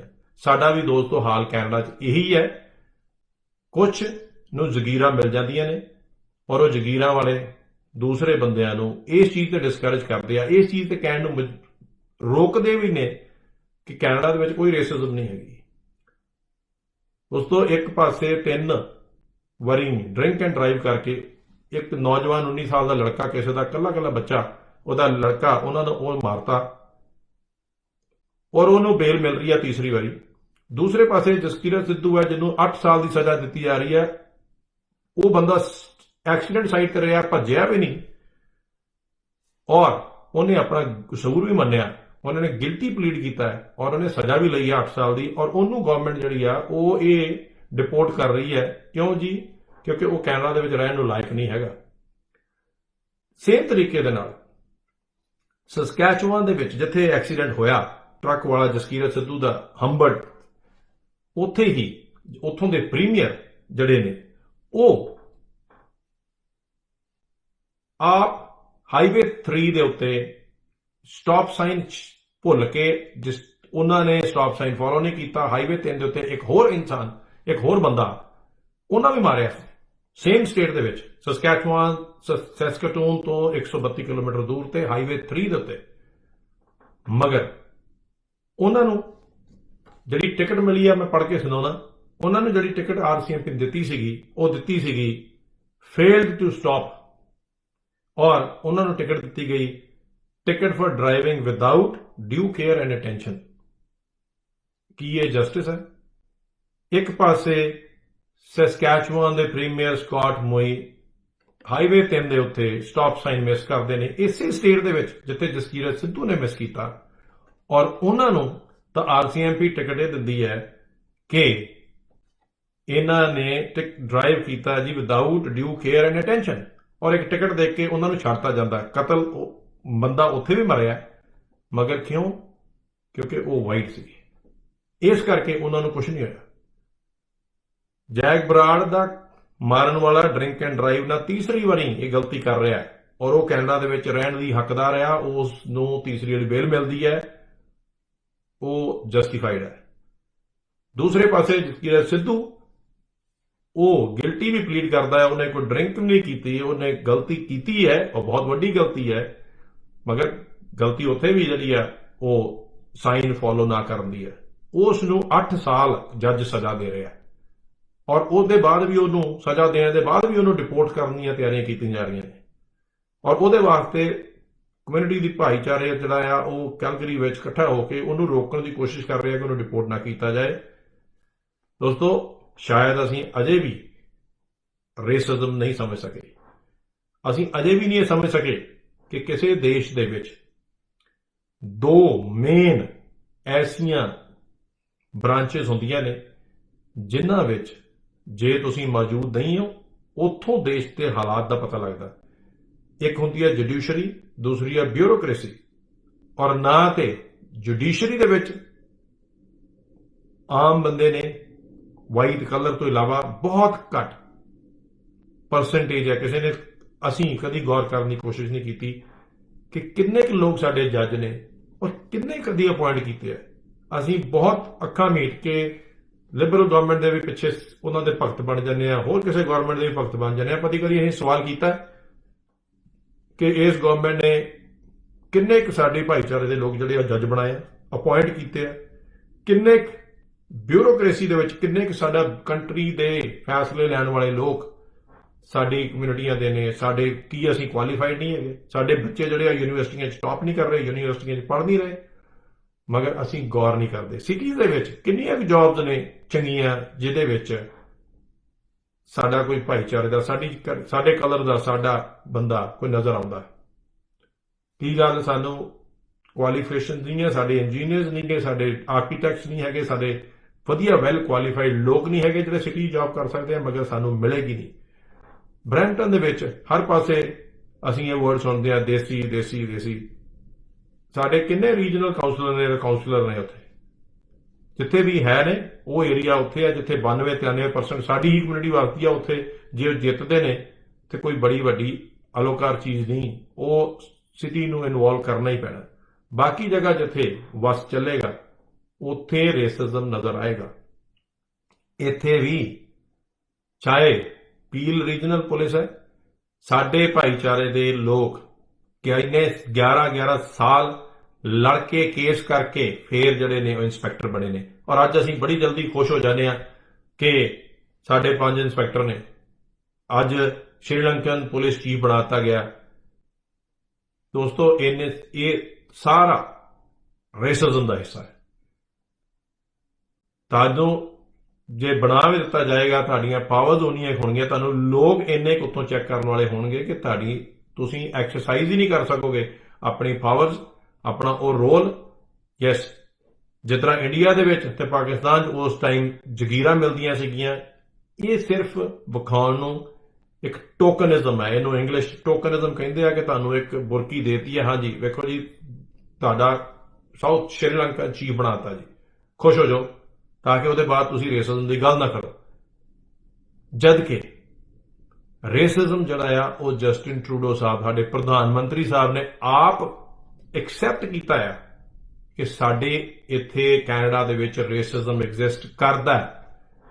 ਅੱਜ ਦੇ ਦਿਨ 'ਚ ਜਿਹੜੇ ਲੋਕ ਕਾਰਪੋਰੇਟ ਘਰਾਣਿਆਂ 'ਚ ਕੰਮ ਕਰ ਰਹੇ ਨੇ, ਉੱਥੇ ਇਹ ਫਿਕਰ ਪਈ ਹੋਈ ਹੈ, ਉੱਥੇ ਡਿਸਕਸ਼ਨਸ ਹੋ ਰਹੀਆਂ ਨੇ ਕਿ ਇਸ ਚੀਜ਼ ਨੂੰ ਦਬਾਉਣ ਨੂੰ, ਇਸ ਚੀਜ਼ ਨੂੰ ਇਹ ਸ਼ੋਅ ਕਰਨ ਨੂੰ ਕਿ ਰੇਸਿਜ਼ਮ ਨਹੀਂ ਹੈ ਕੰਟਰੀ 'ਚ। ਪ੍ਰਧਾਨ ਮੰਤਰੀ ਦੇ ਅਨਾਉਂਸਮੈਂਟ ਤੋਂ ਬਾਅਦ ਕੁਝ ਪੋਸਟ ਜਿਹੜੀਆਂ ਨੇ ਉਹ ਸਿਰਫ ਦਿਖਾਉਣ ਨੂੰ, ਪੋਸਟਰ ਬॉयਜ਼ ਕਹਿੰਦੇ ਆ ਉਹਨੂੰ। ਜਿਵੇਂ ਪੀਲ ਰੀਜਨ ਪੁਲਿਸ ਦੇ ਪੋਸਟਰ ਉੱਤੇ ਹਮੇਸ਼ਾ ਹੀ ਇੱਕ ਸਰਦਾਰ ਸਾਡਾ ਭਾਈ ਜਿਹੜਾ ਸੀਗਾ ਉਹਨੂੰ ਉਹਦੇ ਪੋਸਟਰ ਦੇ ਉੱਤੇ ਜ਼ਰੂਰ ਲਾਇਆ ਹੁੰਦਾ ਸੀਗਾ, ਮਗਰ ਉਹਨਾਂ ਦੀ ਵੈਲਿਊ ਉੱਥੇ ਹੀ ਹੈ ਜਿੰਨੀ ਪੋਸਟਰ ਦੀ ਵੈਲਿਊ ਹੈ। ਦਿਖਾਉਣ ਨੂੰ ਖਾਲਸਾ ਪਰੇਡ ਹੋ ਰਹੀ ਆ, ਉੱਥੇ ਜ਼ਰੂਰ ਸ਼ੋਅ ਕਰਤਾ ਜਾਏਗਾ, ਹਾਂਜੀ ਸਾਨੂੰ ਇਹ ਜ਼ਰੂਰ ਮਹਿਸੂਸ ਕੀਤਾ ਜਾਏਗਾ ਕਿ ਸਾਡੇ ਬਹੁਤ ਨੁਮਾਇੰਦਗੀ ਪੀਲ ਰੀਜਨ ਪੁਲਿਸ ਵਿੱਚ ਹੈਗੀ ਹੈ। ਮਗਰ ਦੋਸਤੋ ਰਿਐਲਿਟੀ ਇਹ ਨਹੀਂ ਹੈ। ਰਿਐਲਿਟੀ ਉਹਨਾਂ ਨਹੀਂ ਹੈ। ਕਿਉਂਕਿ ਜਿਹੜੇ ਉੱਥੇ ਲੋਕ ਨੇ ਉਹ ਬੋਲ ਨਹੀਂ ਸਕਦੇ। ਉਹਨਾਂ ਨਾਲ ਰੇਸਿਜ਼ਮ ਕਿਵੇਂ ਹੁੰਦੀ ਹੈ ਉਹ ਕਹਿ ਨਹੀਂ ਸਕਦੇ, ਕਿਉਂਕਿ ਹਰ ਇੱਕ ਬੰਦੇ ਨੂੰ ਆਪਣੀ ਨੌਕਰੀ ਪਿਆਰੀ ਹੈ। ਮਗਰ ਕੀ ਇਹਦੇ ਕਰਕੇ ਰੇਸਿਜ਼ਮ ਹੈ ਨਹੀਂ? ਰੇਸਿਜ਼ਮ ਬਹੁਤ ਹੱਦ ਤੱਕ ਐਗਜ਼ਿਸਟ ਕਰਦਾ ਹੈ, ਹਰ ਥਾਂ ਤੇ ਐਗਜ਼ਿਸਟ ਕਰਦਾ ਹੈ ਜਿੱਥੇ ਕਿ ਚੰਗੀਆਂ ਪੋਸਟ ਨੇ, ਜੁਡੀਸ਼ਰੀ ਹੈ, ਬਿਊਰੋਕ੍ਰੇਸੀ ਹੈ। ਅਸੀਂ ਆਪਣੀ ਮਿਹਨਤ ਨਾਲ ਪੈਸਾ ਕਮਾਉਂਦੇ ਹਾਂ ਔਰ ਆਪਣੇ ਕੰਮ ਸ਼ੁਰੂ ਕਰਦੇ ਹਾਂ, ਉੱਥੇ ਸਾਨੂੰ ਰੋਕਿਆ ਨਹੀਂ ਜਾ ਸਕਦਾ। ਮਗਰ ਉੱਥੇ ਵੀ ਬਹੁਤ ਸਾਰੇ ਥਾਵਾਂ ਤੇ, ਚਾਹੇ ਉਹ ਟਰੱਕਿੰਗ ਕੰਪਨੀਜ਼ ਆ, ਚਾਹੇ ਕੁਝ ਵੀ ਹੈ, ਤੁਹਾਨੂੰ ਬੇਸ਼ੱਕ ਲੈਂਗੁਏਜ ਆਉਂਦੀ ਹੋਏ, ਇਹ ਰਿਐਲਿਟੀ ਹੈ ਰੋਜ਼ਮਰਾ ਦੀ ਕਿ ਤੁਹਾਨੂੰ ਚੰਗੇ ਕੰਟਰੈਕਟ ਵੀ ਲੈਣੇ ਆ ਤੇ ਤੁਹਾਨੂੰ ਕਿਸੇ ਗੋਰੇ ਨੂੰ ਹਾਇਰ ਕਰਨਾ ਪਏਗਾ। ਕੀ ਤੁਸੀਂ ਇੰਗਲਿਸ਼ ਨਹੀਂ ਬੋਲ ਸਕਦੇ? ਕੀ ਸਾਡੇ ਲੋਕ ਕੁਆਲੀਫਾਈਡ ਨਹੀਂ ਹੈ? ਇਸ ਤਰੀਕੇ ਨਾਲ ਦੋਸਤੋ ਇੱਕ ਸਿਸਟਮੈਟਿਕ ਤਰੀਕੇ ਨਾਲ ਰੇਸਿਜ਼ਮ ਜਿਹੜੀ ਆ ਉਹ ਐਗਜ਼ਿਸਟ ਕਰਦੀ ਹੈ ਔਰ ਰੇਸਿਜ਼ਮ ਇੱਥੇ ਚੱਲਦੀ ਜਾ ਰਹੀ ਹੈ। ਕਿਉਂਕਿ ਇੱਕ ਅਸੀਂ ਇਸ ਚੀਜ਼ ਨੂੰ ਐਕਸੈਪਟ ਨਹੀਂ ਕਰਦੇ, ਮੰਨਦੇ ਨਹੀਂ ਹਾਂ, ਔਰ ਦੂਸਰਾ ਅਸੀਂ ਮੰਨ ਕੇ ਉਹਦੇ ਨਾਲ ਲੜਨ ਨੂੰ ਜਾਂ ਉਹਦੀ ਖੁੱਲੀ ਗੱਲ ਕਰਨ ਨੂੰ ਤਿਆਰ ਨਹੀਂ ਹੈ, ਕਿਉਂਕਿ ਕੁਝ ਲੋਕ ਸੇਮ ਜ਼ਗੀਰਾਂ ਮਿਲ ਜਾਂਦੀਆਂ ਨੇ, ਉਹ ਚੁੱਪ ਹੋ ਜਾਂਦੇ ਨੇ। ਉਹਨਾਂ ਦਾ ਕੰਮ ਇਹ ਹੈ ਕਿ ਸਾਡੇ ਹੀ ਆਪਣੇ ਲੋਕਾਂ ਨੂੰ ਇਹ ਕਨਵੇ ਕਰਨਾ ਕਿ ਨਹੀਂ, ਇੱਥੇ ਰੇਸਿਜ਼ਮ ਨਹੀਂ ਹੈ, ਕਿਉਂਕਿ ਉਹ ਇਸ ਚੀਜ਼ ਨੂੰ ਹਵਾ ਨਹੀਂ ਦੇਣਾ ਚਾਹੁੰਦੇ। ਬਲੈਕ ਲਾਈਫ ਮੈਟਰ ਅਮਰੀਕਾ ਦੇ ਵਿੱਚ ਇੱਕ ਮੌਤ ਦੇ ਬਾਅਦ ਇੱਕ ਰੈਵੋਲੂਸ਼ਨ ਆ ਗਿਆ, ਔਰ ਉਹਦਾ ਹਰਜ਼ਾਨਾ ਜਿਹੜਾ ਆ, ਸਾਰੇ ਚੰਗੇ ਕੰਮ ਕਰਨ ਦੇ ਬਾਵਜੂਦ ਵੀ, ਹੋਰ ਵੀ ਬਹੁਤ ਚੰਗੀਆਂ ਪਾਲਿਸੀਜ਼ ਕਰਨ ਦੇ ਬਾਅਦ ਵੀ ਡੋਨਲਡ ਟਰੰਪ ਨੂੰ ਆਪਣੀ ਪ੍ਰੈਜ਼ੀਡੈਂਸੀ ਤੋਂ ਹੱਥ ਧੋਣੇ ਪਏ ਆ, ਕਿਉਂਕਿ ਉਹ ਰੇਸਿਜ਼ਮ ਨੂੰ ਰੋਕ ਨਹੀਂ ਸਕੇ, ਔਰ ਰੇਸਿਜ਼ਮ ਦਾ ਇੱਕ ਜੋ ਇਮੇਜ ਸੀਗੀ ਉਹ ਢੱਕ ਨਹੀਂ ਸਕੇ। ਬਲੈਕ ਲਾਈਫ ਮੈਟਰ ਇੱਕ ਬਹੁਤ ਵੱਡਾ ਰੈਵੋਲੂਸ਼ਨ ਆਇਆ ਦੋਸਤੋ। ਬਲੈਕ ਲਾਈਫ ਮੈਟਰ ਰੈਵੋਲੂਸ਼ਨ ਨੇ ਬਲੈਕ ਲੋਕਾਂ ਨੂੰ ਤਾਂ ਜੌਬ ਜ਼ਰੂਰ ਦਵਾ ਦੇਣੀਆਂ ਨੇ, ਮਗਰ ਬਰਾਊਨ ਲਾਈਫ ਜਿਹੜੀ ਹੈ ਉਹਨੂੰ ਮੈਟਰ ਜੇ ਆਪਾਂ ਜ਼ਗੀਰਦਾਰੀਆਂ ਲੈ ਕੇ ਇਸੇ ਤਰ੍ਹਾਂ ਚੁੱਪ ਰਹੇ, ਔਰ ਜੇ ਅਸੀਂ ਇਹਦੇ ਬਾਰੇ ਗੱਲ ਨਾ ਕੀਤੀ, ਇਸੇ ਤਰ੍ਹਾਂ ਹੀ ਸਾਡੀ ਆਉਣ ਵਾਲੀਆਂ ਪੀੜ੍ਹੀਆਂ ਜਿਹੜੀਆਂ ਨੇ ਸਿਰਫ ਆਪਣਾ ਹੀ ਕੰਮ ਕਰਕੇ, ਬਿਜ਼ਨਸ ਕਰਕੇ, ਅਸੀਂ ਇਹ ਸੋਚ ਤੱਕ ਆਪਣੀ ਲਿਮਿਟ ਰੱਖਿਆ ਕਿ ਅਸੀਂ ਪੈਸੇ ਕਮਾ ਰਹੇ ਹਾਂ, ਅਸੀਂ $1 ਮਿਲੀਅਨ ਦੇ ਘਰ ਬਣਾ ਰਹੇ ਹਾਂ, ਅਸੀਂ ਬਿਲਡਿੰਗਾਂ ਬਣਾ ਰਹੇ ਹਾਂ, ਅਸੀਂ ਆਪਣੇ ਬਿਜ਼ਨਸ ਵਧਾ ਰਹੇ ਹਾਂ, ਉਹਦੇ ਵਿੱਚ ਸਰਕਾਰ ਸਾਨੂੰ ਡੱਕ ਨਹੀਂ ਸਕਦੀ, ਉਹਦੇ ਵਿੱਚ ਸਾਨੂੰ ਕੋਈ ਰੋਕ ਨਹੀਂ ਸਕਦਾ। ਮਗਰ ਜਿੱਥੇ ਰੋਕਿਆ ਜਾ ਸਕਦਾ ਉਹ ਹੈਗੀਆਂ policy making, judiciary, police, law enforcement, ਕਿਵੇਂ ਸਾਡੇ ਕੇਸ ਜਿਹੜੇ ਨੇ ਕੋਰਟ ਵਿੱਚ ਹੈਂਡਲ ਹੁੰਦੇ ਨੇ, ਉੱਥੇ ਹਰ ਥਾਂ ਰੇਸਿਜ਼ਮ ਐਗਜ਼ਿਸਟ ਕਰਦੀ ਹੈ। ਮੈਂ ਚਾਹੁੰਦਾ ਕਿ ਸ਼ਾਇਦ ਜਿਨ੍ਹਾਂ ਦੇ ਬੱਚੇ ਵੀ ਯੂਨੀਵਰਸਿਟੀ 'ਚ ਪੜ੍ਹਦੇ ਨੇ ਔਰ ਐਸੇ ਸਬਜੈਕਟਸ ਲੈ ਕੇ ਪੜ੍ਹਦੇ ਨੇ ਜਿਵੇਂ ਕਿ ਪੋਲੀਟੀਕਲ ਸਾਇੰਸ ਹੈ, ਸੋਸ਼ੀਓਲੋਜੀ ਹੈ, ਇਹਨਾਂ ਚੀਜ਼ਾਂ ਬਾਰੇ ਪੜ੍ਹਦੇ ਨੇ, ਉਹਨਾਂ ਬੱਚਿਆਂ ਨੂੰ ਗੋਰੇ ਪ੍ਰੋਫੈਸਰ ਹੀ ਯੂਨੀਵਰਸਿਟੀ ਵਿੱਚ ਐਕਸੈਪਟ ਕਰਦੇ ਨੇ ਕਿ ਰੇਸਿਜ਼ਮ ਕੈਨੇਡਾ ਵਿੱਚ ਹੈ। ਉਹ ਆਪ ਐਕਸੈਪਟ ਕਰਦੇ ਨੇ ਕਿ ਉਹਨਾਂ ਨੂੰ ਇੱਕ ਵਾਈਟ ਹੋਣ ਦੇ ਨਾਤੇ ਇੱਕ ਪ੍ਰਿਵਿਲੇਜ ਹੈ। ਦੋਸਤੋ, ਇਹ ਕੰਟਰੀ ਐਬੋਰੀਜਨਲਸ ਦਾ, ਇੰਡੀਜਨਸ ਲੋਕਾਂ ਦਾ ਕੰਟਰੀ ਸੀ। ਉਹਨਾਂ ਦੇ ਹਾਲਾਤ ਇਸੇ ਵਾਈਟ ਸੁਪਰਮੇਸੀ ਨੇ ਉਹਨਾਂ ਨੂੰ ਇੱਕ ਰਿਜ਼ਰਵ ਦੇ ਵਿੱਚ ਧੱਕਿਆ ਹੋਇਆ ਹੈ, ਜਿੱਥੇ ਉਹ ਚੂਨੇ ਵਾਲਾ ਪਾਣੀ ਪੀਂਦੇ ਨੇ। ਔਰ ਅਸੀਂ ਕੈਨੇਡਾ ਤੋਂ ਸ਼੍ਰੀਲੰਕਾ ਦੇ ਵਿੱਚ ਪੈਸੇ ਲਾਉਨੇ ਆ ਕਿਉਂਕਿ ਉੱਥੇ ਪਾਣੀ ਲੋਕਾਂ ਨੂੰ ਸਾਫ਼ ਮਿਲੇ। ਇੱਥੇ ਦੇ ਲੋਕ ਜਿਨ੍ਹਾਂ ਦਾ ਇਹ ਕੰਟਰੀ ਸੀ, ਉਹਨਾਂ ਦੇ ਨਾਲ ਜੇ ਵਾਈਟ ਸੁਪਰਮੇਸੀ ਨੇ ਇਹ ਕੀਤਾ ਹੈ ਤੇ ਤੁਸੀਂ ਆਉਣ ਵਾਲੇ ਟਾਈਮ ਦੇ ਵਿੱਚ ਸਿਰਫ ਆਪਣੇ ਬਿਜ਼ਨੈਸਿਸ ਕਰਕੇ ਔਰ ਪੈਸੇ ਕਰਕੇ ਨਹੀਂ ਸਰਵਾਈਵ ਕਰ ਸਕਦੇ। ਤੁਹਾਡੇ ਬੱਚਿਆਂ ਨਾਲ, ਤੁਹਾਡੇ ਨਾਲ ਹਰ ਥਾਂ ਤੇ ਰੇਸਿਜ਼ਮ ਜਿਹੜਾ ਆ ਹੋਏਗਾ। ਚੰਗੀਆਂ ਜੌਬਸ ਲਈ ਰੇਸਿਜ਼ਮ ਹੋਏਗਾ, ਚੰਗੇ ਥਾਂ ਤੇ ਜਾਣ ਵਾਸਤੇ ਰੇਸਿਜ਼ਮ ਹੋਏਗਾ, ਚੰਗੇ ਕੰਟਰੈਕਟਸ ਲੈਣ ਵਾਸਤੇ ਰੇਸਿਜ਼ਮ ਹੋਏਗਾ। ਔਰ ਇੱਥੋਂ ਤੱਕ ਨਹੀਂ, ਚਾਹੇ ਉਹ ਇੰਸ਼ੋਰੈਂਸ ਹੋਏ, ਚਾਹੇ ਉਹ ਕੋਰਟ ਹੋਏ, ਹਰ ਥਾਂ ਤੇ ਤੁਹਾਡੇ ਨਾਲ ਵਿਤਕਰਾ ਹੁੰਦਾ। ਔਰ ਅਸੀਂ ਇਸ ਬਾਰੇ ਬੋਲਦੇ ਨਹੀਂ। ਅਸੀਂ ਇਸ ਚੀਜ਼ ਬਾਰੇ ਖੁਸ਼ ਹੋ ਜਾਂਦੇ ਹਾਂ ਜਦੋਂ ਸਾਡੇ ਪ੍ਰਧਾਨ ਮੰਤਰੀ ਸਾਹਿਬ ਇਹ ਕਹਿੰਦੇ ਆ ਸਾਡੇ ਕੋਲ 20 MP ਨੇ। ਓਕੇ, ਸਾਡੇ ਪੰਜਾਬੀ ਜਾਂ ਸਿੱਖ ਦੋਸਤੋ, ਉਹ MP ਜਿਹੜੇ ਨੇ ਉਹਨਾਂ ਨੇ ਇਲੈਕਸ਼ਨ ਜਿੱਤੀ ਹੈ, ਉਹਨਾਂ ਨੋਮੀਨੇਸ਼ਨ ਜਿੱਤੀ ਹੈ। ਉੱਥੇ ਹੋਰ ਕੋਈ ਜਿੱਤ ਨਹੀਂ ਸਕਦਾ ਸੀਗਾ, ਇਸ ਕਰਕੇ ਉਹ ਉੱਥੇ ਮੈਂਬਰ ਪਾਰਲੀਮੈਂਟ ਬਣ ਗਏ ਨੇ। ਮਗਰ ਉਹਨਾਂ ਮੈਂਬਰ ਪਾਰਲੀਮੈਂਟਸ ਕੋਲ ਕਿੰਨੀ ਕੁ ਪਾਵਰ ਹੈ, ਕਿੰਨੇ ਬਰੈਂਪਟਨ ਦੇ ਵਿੱਚ ਇੰਨੇ ਮੈਂਬਰ ਪਾਰਲੀਮੈਂਟ ਹੋਣ ਦੇ ਬਾਵਜੂਦ ਜਸਟਿਸ ਆਫ ਪੀਸ ਜਾਂ ਜੱਜ ਜਿਹੜੇ ਨੇ ਅਪਾਇੰਟ ਹੋ ਗਏ ਨੇ। ਕਦੀ ਅਸੀਂ ਇਹ ਸੋਚਣ ਦੀ ਕੋਸ਼ਿਸ਼ ਕੀਤੀ ਹੈ? ਸਿਰਫ ਅਸੀਂ ਆਪਣੇ ਆਪ ਨੂੰ ਫੋਟੋਆਂ ਖਿਚਾਉਣ ਤੱਕ ਲਿਮਿਟ ਕਰਕੇ ਅਸੀਂ ਸਿਰਫ ਆਪਣੇ ਆਪ ਦਾ ਬੇਵਕੂਫ ਬਣਾ ਰਹੇ ਹਾਂ। ਕੀ ਅਸੀਂ ਇਹ ਕੁਐਸਚਨ ਕੀਤਾ ਕਿ ਸਾਡੇ ਲੋਕਾਂ ਨੂੰ ਕਿੰਨੇ ਕੁ ਕੰਟਰੈਕਟ ਜਿਹੜੇ ਆ ਉਹ ਗਵਰਨਮੈਂਟ ਦੇ ਰਹੀ ਹੈ, ਚਾਹੇ ਉਹ ਵੀ ਚੈਰਿਟੀ ਹੋਏ, ਚਾਹੇ ਕਿਸੇ ਵੀ ਤਰ੍ਹਾਂ ਦੀ ਚੈਰਿਟੀ ਹੈ? ਕਦੀ ਅਸੀਂ ਕੁਐਸਚਨ ਕੀਤਾ ਕਿ ਸਾਡੀਆਂ ਸੰਸਥਾਵਾਂ ਦੇ ਉੱਤੇ ਆਡਿਟਸ ਕਿਉਂ ਜ਼ਿਆਦਾ ਹੁੰਦੇ ਨੇ, ਸਾਡੀਆਂ ਹੀ ਇੰਸਟੀਚਿਊਟ? ਔਰ ਅਸੀਂ ਬੜੀ ਜਲਦੀ ਐਕਸੈਪਟ ਕਰਦੇ ਹਾਂ, ਜੋ ਕਿ ਸਾਨੂੰ ਉਹ ਵੀ ਗੋਰੇ ਲੋਕ ਸਾਡੇ ਦਿਮਾਗ 'ਚ ਪਾਉਂਦੇ ਨੇ, ਚਾਹੇ ਸਾਡੀਆਂ ਟਰੱਕਿੰਗ ਕੰਪਨੀਜ਼ ਹੋਣ ਕਿ ਇਹ ਲੋਕ ਜਿਹੜੇ ਹੇਰਾਫੇਰੀ ਕਰਦੇ ਨੇ, ਚਾਹੇ ਤੁਸੀਂ ਕੰਮ ਕਰ ਰਹੇ ਹੋ। ਔਰ ਅਸੀਂ ਵੀ ਇਹ ਆਪ ਐਕਸੈਪਟ ਕਰਨਾ ਸ਼ੁਰੂ ਕਰਤਾ ਕਿ ਸ਼ਾਇਦ ਅਸੀਂ ਹੇਰਾਫੇਰੀ ਕਰਦੇ ਹਾਂ। ਦੋਸਤੋ, ਜਿੰਨਾ ਹੇਰਾਫੇਰੀ, ਜਿੰਨਾ ਜ਼ਿਆਦਾ ਮੋਨੋਪੋਲੀ, ਜਿੰਨੀ ਜ਼ਿਆਦਾ ਬਦਮਾਸ਼ੀ, ਜਿੰਨੇ ਜ਼ਿਆਦਾ ਵੱਡੇ ਲੈਵਲ ਦੀਆਂ ਚੀਜ਼ਾਂ ਨੇ, ਉਹ ਤੇ ਅਸੀਂ ਕਰਦੇ ਹੀ ਨਹੀਂ। ਅਸੀਂ ਬਦਨਾਮ ਕਰ ਰਹੇ ਹਾਂ ਆਪਣੇ ਆਪ ਨੂੰ, ਅਸੀਂ ਆਪਣੇ ਆਪ ਨੂੰ ਐਕਸੈਪਟ ਕਰ ਰਹੇ ਹਾਂ ਜੋ ਸਾਨੂੰ ਦੱਸਿਆ ਜਾ ਰਿਹਾ। ਬਹੁਤ ਸਾਰੇ ਲੋਕ ਜਿਨ੍ਹਾਂ ਦੀ ਚਮੜੀ ਜਿਹੜੀ ਆ ਸਫੇਦ ਹੈ, ਉਹ ਰੱਜ ਕੇ ਹੇਰਾਫੇਰੀ ਕਰਦੇ ਨੇ, ਰੱਜ ਕੇ ਕਰਪਟ ਨੇ। ਸਾਨੂੰ ਕਿਹੜੇ ਪੋਲੀਟੀਸ਼ੀਅਨਸ ਦਾ ਨਹੀਂ ਪਤਾ, ਕਿਹੜੇ ਐਸੇ ਮੇਅਰਸ ਦਾ ਨਹੀਂ ਪਤਾ, ਕਿਹੜੇ ਐਸੇ ਹੋਰ ਅਦਾਰਿਆਂ ਦੇ ਚੌਧਰੀਆਂ ਦਾ ਨਹੀਂ ਪਤਾ, ਜਿਹੜੇ ਲੋਕ ਵਾਈਟ ਨੇ ਔਰ ਰੱਜ ਕੇ ਹੇਰਾਫੇਰੀ ਕਰਦੇ ਨੇ, ਰੱਜ ਕੇ ਪੈਸੇ ਖਾ ਰਹੇ ਆ, ਰੱਜ ਕੇ ਸਾਡਾ ਬੇਵਕੂਫ ਬਣਾ ਰਹੇ ਆ, ਮਗਰ ਅਸੀਂ ਉਹਨਾਂ ਨੂੰ ਬੋਲਦੇ ਨਹੀਂ, ਅਸੀਂ ਐਕਸੈਪਟ ਨਹੀਂ ਕਰਦੇ। ਅਸੀਂ ਸੋਚਦੇ ਹਾਂ ਕਿ ਚਮੜੀ ਚਿੱਟੀ ਹੈ, ਇਸ ਕਰਕੇ ਇਹ ਲੋਕ ਜਿਹੜੇ ਨੇ ਬਹੁਤ ਵਧੀਆ ਨੇ, ਇਮਾਨਦਾਰ ਨੇ, ਔਰ ਅਸੀਂ ਆਪਣੇ ਬੰਦਿਆਂ ਨੂੰ ਹਮੇਸ਼ਾ ਹੀ ਦੋਸ਼, ਆਪਣੇ ਬੰਦਿਆਂ ਨੂੰ ਅਸੀਂ ਹਮੇਸ਼ਾ ਕ੍ਰਿਟੀਸਾਈਜ਼ ਕਰਦੇ ਹਾਂ ਔਰ ਆਪਣੇ ਆਪ ਹੀ ਐਕਸੈਪਟ ਕਰਕੇ ਬੈਠੇ ਹੋਏ ਹਾਂ ਕਿ ਅਸੀਂ ਗਲਤ ਕੰਮ ਕਰਦੇ ਹਾਂ, ਅਸੀਂ ਨਜਾਇਜ਼ ਕਰਦੇ ਹਾਂ। ਅਸੀਂ $2000 ਜੇ ਕੋਈ ਹੇਰਾਫੇਰੀ ਕਰਦਾ ਹੈ ਤੇ ਉਹ ਬਦਨਾਮ ਜ਼ਿਆਦਾ ਹੁੰਦਾ, ਤੇ ਜਿੱਥੇ $1 ਮਿਲੀਅਨ ਦੀਆਂ ਇਹ ਗ੍ਰਾਂਟਾਂ, $1 ਮਿਲੀਅਨ ਦੇ ਇਹ ਲੋਕਾਂ ਨੂੰ ਫਾਇਦੇ, $1 ਮਿਲੀਅਨ ਦੀਆਂ ਜ਼ੋਨਿੰਗ, $1 ਮਿਲੀਅਨ ਦੇ ਬਿਲਡਰ ਉਹਨਾਂ ਨੂੰ ਜ਼ਮੀਨਾਂ ਦੇ ਦਿੰਦੇ ਨੇ, ਉਹ ਕਰਪਸ਼ਨ ਨਹੀਂ, ਉਹ ਰੇਸਿਜ਼ਮ ਹੈ। ਸਾਡੇ ਲੋਕ ਕੀ ਘਰ ਨਹੀਂ ਬਣਾ ਸਕਦੇ? ਮੈਟਮੀ ਹੋਮ, ਫੇਅਰ ਡੀਲ ਹੋਮ, ਇਹ ਸਾਰੇ ਸਿਰਫ ਜਿਹੜੇ ਲੋਕ ਵਾਈਟ ਨੇ ਉਹੀ ਘਰ ਬਣਾ ਸਕਦੇ ਆ। ਕਿੰਨੇ ਲੋਕ ਜਿਹੜੇ ਆ ਬਰੈਂਪਟਨ ਦੇ ਵਿੱਚ ਬਿਲਡਿੰਗਾਂ ਬਣਾ ਸਕਦੇ ਨੇ? ਕਿੰਨੇ ਸਾਡੇ ਭਾਈਚਾਰੇ ਦੇ ਆਮ ਜਿਹੜੇ ਲੋਕ ਨੇ, ਮਿਡਲ ਈਸਟ ਤੋਂ ਆਏ ਨੇ, ਜਿਹੜੇ ਵਾਈਟ ਨਹੀਂ ਨੇ, ਉਹਨਾਂ ਕੋਲ ਕਿੰਨੀ ਵੱਡੀ ਸਕਿੱਲ ਆ ਕਿ ਉਹ ਵੀ ਬਿਲਡਿੰਗਾਂ ਬਣਾ ਸਕਦੇ ਨੇ, ਉਹ ਵੀ ਬਿਲਡਰ ਬਣ ਸਕਦੇ ਨੇ। ਮਗਰ ਕਿੰਨੇ ਲੋਕ ਨੇ ਇੰਨੇ ਸਾਲਾਂ ਦੇ ਵਿੱਚ ਬਰੈਂਪਟਨ ਦੇ ਵਿੱਚ ਜਿਨ੍ਹਾਂ ਕੋਲ ਬਿਲਡਰਸ ਬਣ ਰਹੇ ਨੇ ਜਾਂ ਉਹਨਾਂ ਦੇ ਵੀ ਘਰ ਇੱਥੇ ਵਿਕਦੇ ਨੇ? ਦੋਸਤੋ, ਇਹ ਸਾਰੀਆਂ ਚੀਜ਼ਾਂ ਛੋਟੀਆਂ ਚੀਜ਼ਾਂ ਨੇ, ਮਗਰ ਅਸੀਂ ਆਪਣੇ ਆਪ ਨੂੰ ਉਸ ਤਰ੍ਹਾਂ ਹੀ ਵਾਪਸ ਲੈ ਕੇ ਜਾ ਰਹੇ ਹਾਂ ਜਿਵੇਂ ਕਿ 1947 ਤੋਂ ਪਹਿਲਾਂ ਕੁਝ ਚੰਦ ਲੋਕਾਂ ਨੂੰ ਜ਼ਗੀਰਾਂ ਮਿਲ ਜਾਂਦੀਆਂ ਸੀਗੀਆਂ ਔਰ ਉਹ ਬਾਕੀ ਲੋਕਾਂ ਨੂੰ ਕੰਟਰੋਲ ਕਰਦੇ ਸੀਗੇ। ਅੱਜ ਵੀ ਅਸੀਂ ਉਹਨਾਂ ਹੀ ਜ਼ਗੀਰਦਾਰਾਂ ਕਰਕੇ ਚੁੱਪ ਬੈਠੇ ਹੋਏ ਹਾਂ ਔਰ ਇਸ ਮੁੱਦੇ ਨੂੰ ਅਸੀਂ ਅੰਡਰਸਟੈਂਡ ਨਹੀਂ ਕਰ ਰਹੇ। ਜਿੱਥੇ ਕਿ ਪ੍ਰਧਾਨ ਮੰਤਰੀ ਕੰਟਰੀ ਦਾ ਐਕਸੈਪਟ ਕਰ ਚੁੱਕੇ ਨੇ, ਯੂਨੀਵਰਸਿਟੀਆਂ ਦੇ ਪ੍ਰੋਫੈਸਰ ਐਕਸੈਪਟ ਕਰਦੇ ਨੇ, ਯੂਨੀਵਰਸਿਟੀਆਂ ਦੇ ਪ੍ਰੋਫੈਸਰ ਤੁਹਾਡੇ ਬੱਚਿਆਂ ਨੂੰ ਪੜ੍ਹਾਉਂਦੇ ਨੇ ਕਿ ਯੈਸ ਇੱਥੇ ਰੇਸਿਜ਼ਮ ਹੈ। ਜਿੱਥੇ ਕਿ ਇੰਡੀਜਨਸ ਲੋਕ ਲੜ ਰਹੇ ਨੇ, ਆਪਣੇ ਜੇਲ੍ਹਾਂ ਦੇ ਵਿੱਚ ਸੜੇ ਹੋਏ ਨੇ, ਉਹਨਾਂ ਨੂੰ ਕੋਈ, ਕਿਸੇ ਨੂੰ ਜਸਟਿਸ ਨਹੀਂ ਮਿਲ ਰਿਹਾ, ਉਹਨਾਂ ਨੂੰ ਪਾਣੀ ਨਹੀਂ ਮਿਲ ਰਿਹਾ, ਉਹਨਾਂ ਦੀਆਂ ਔਰਤਾਂ ਤੇ ਰੇਪ ਕੀਤੇ ਜਾਂਦੇ ਨੇ, ਮਗਰ ਉਹਨਾਂ ਦਾ ਕੋਈ ਜਸਟਿਸ ਨਹੀਂ ਹੈ। ਇਸੇ ਕੰਟਰੀ ਦੀ ਗੱਲ ਕਰ ਰਹੇ ਹਾਂ, ਕੈਨੇਡਾ ਦੇ ਵਿੱਚ ਹੀ ਇਹ ਸਾਰਾ ਕੁਝ ਹੋ ਰਿਹਾ। ਉਹ ਲੋਕ ਰਿਜ਼ਰਵ ਦੇ ਵਿੱਚ ਸੁੱਟੇ ਹੋਏ ਆ, ਉਹਨਾਂ ਲੋਕਾਂ ਨੂੰ ਸਿਰਫ ਇਹ ਕਹਿ ਕੇ ਕਿ ਨਸ਼ੇੜੀ ਨੇ, ਇਹ ਲੋਕ ਜਿਹੜੇ ਆ ਗੰਦੇ ਨੇ, ਉਹਨਾਂ ਦੇ ਨਾਲ ਜੋ ਹੋ ਰਿਹਾ ਉਹ ਵੀ ਰੇਸਿਜ਼ਮ ਹੈ।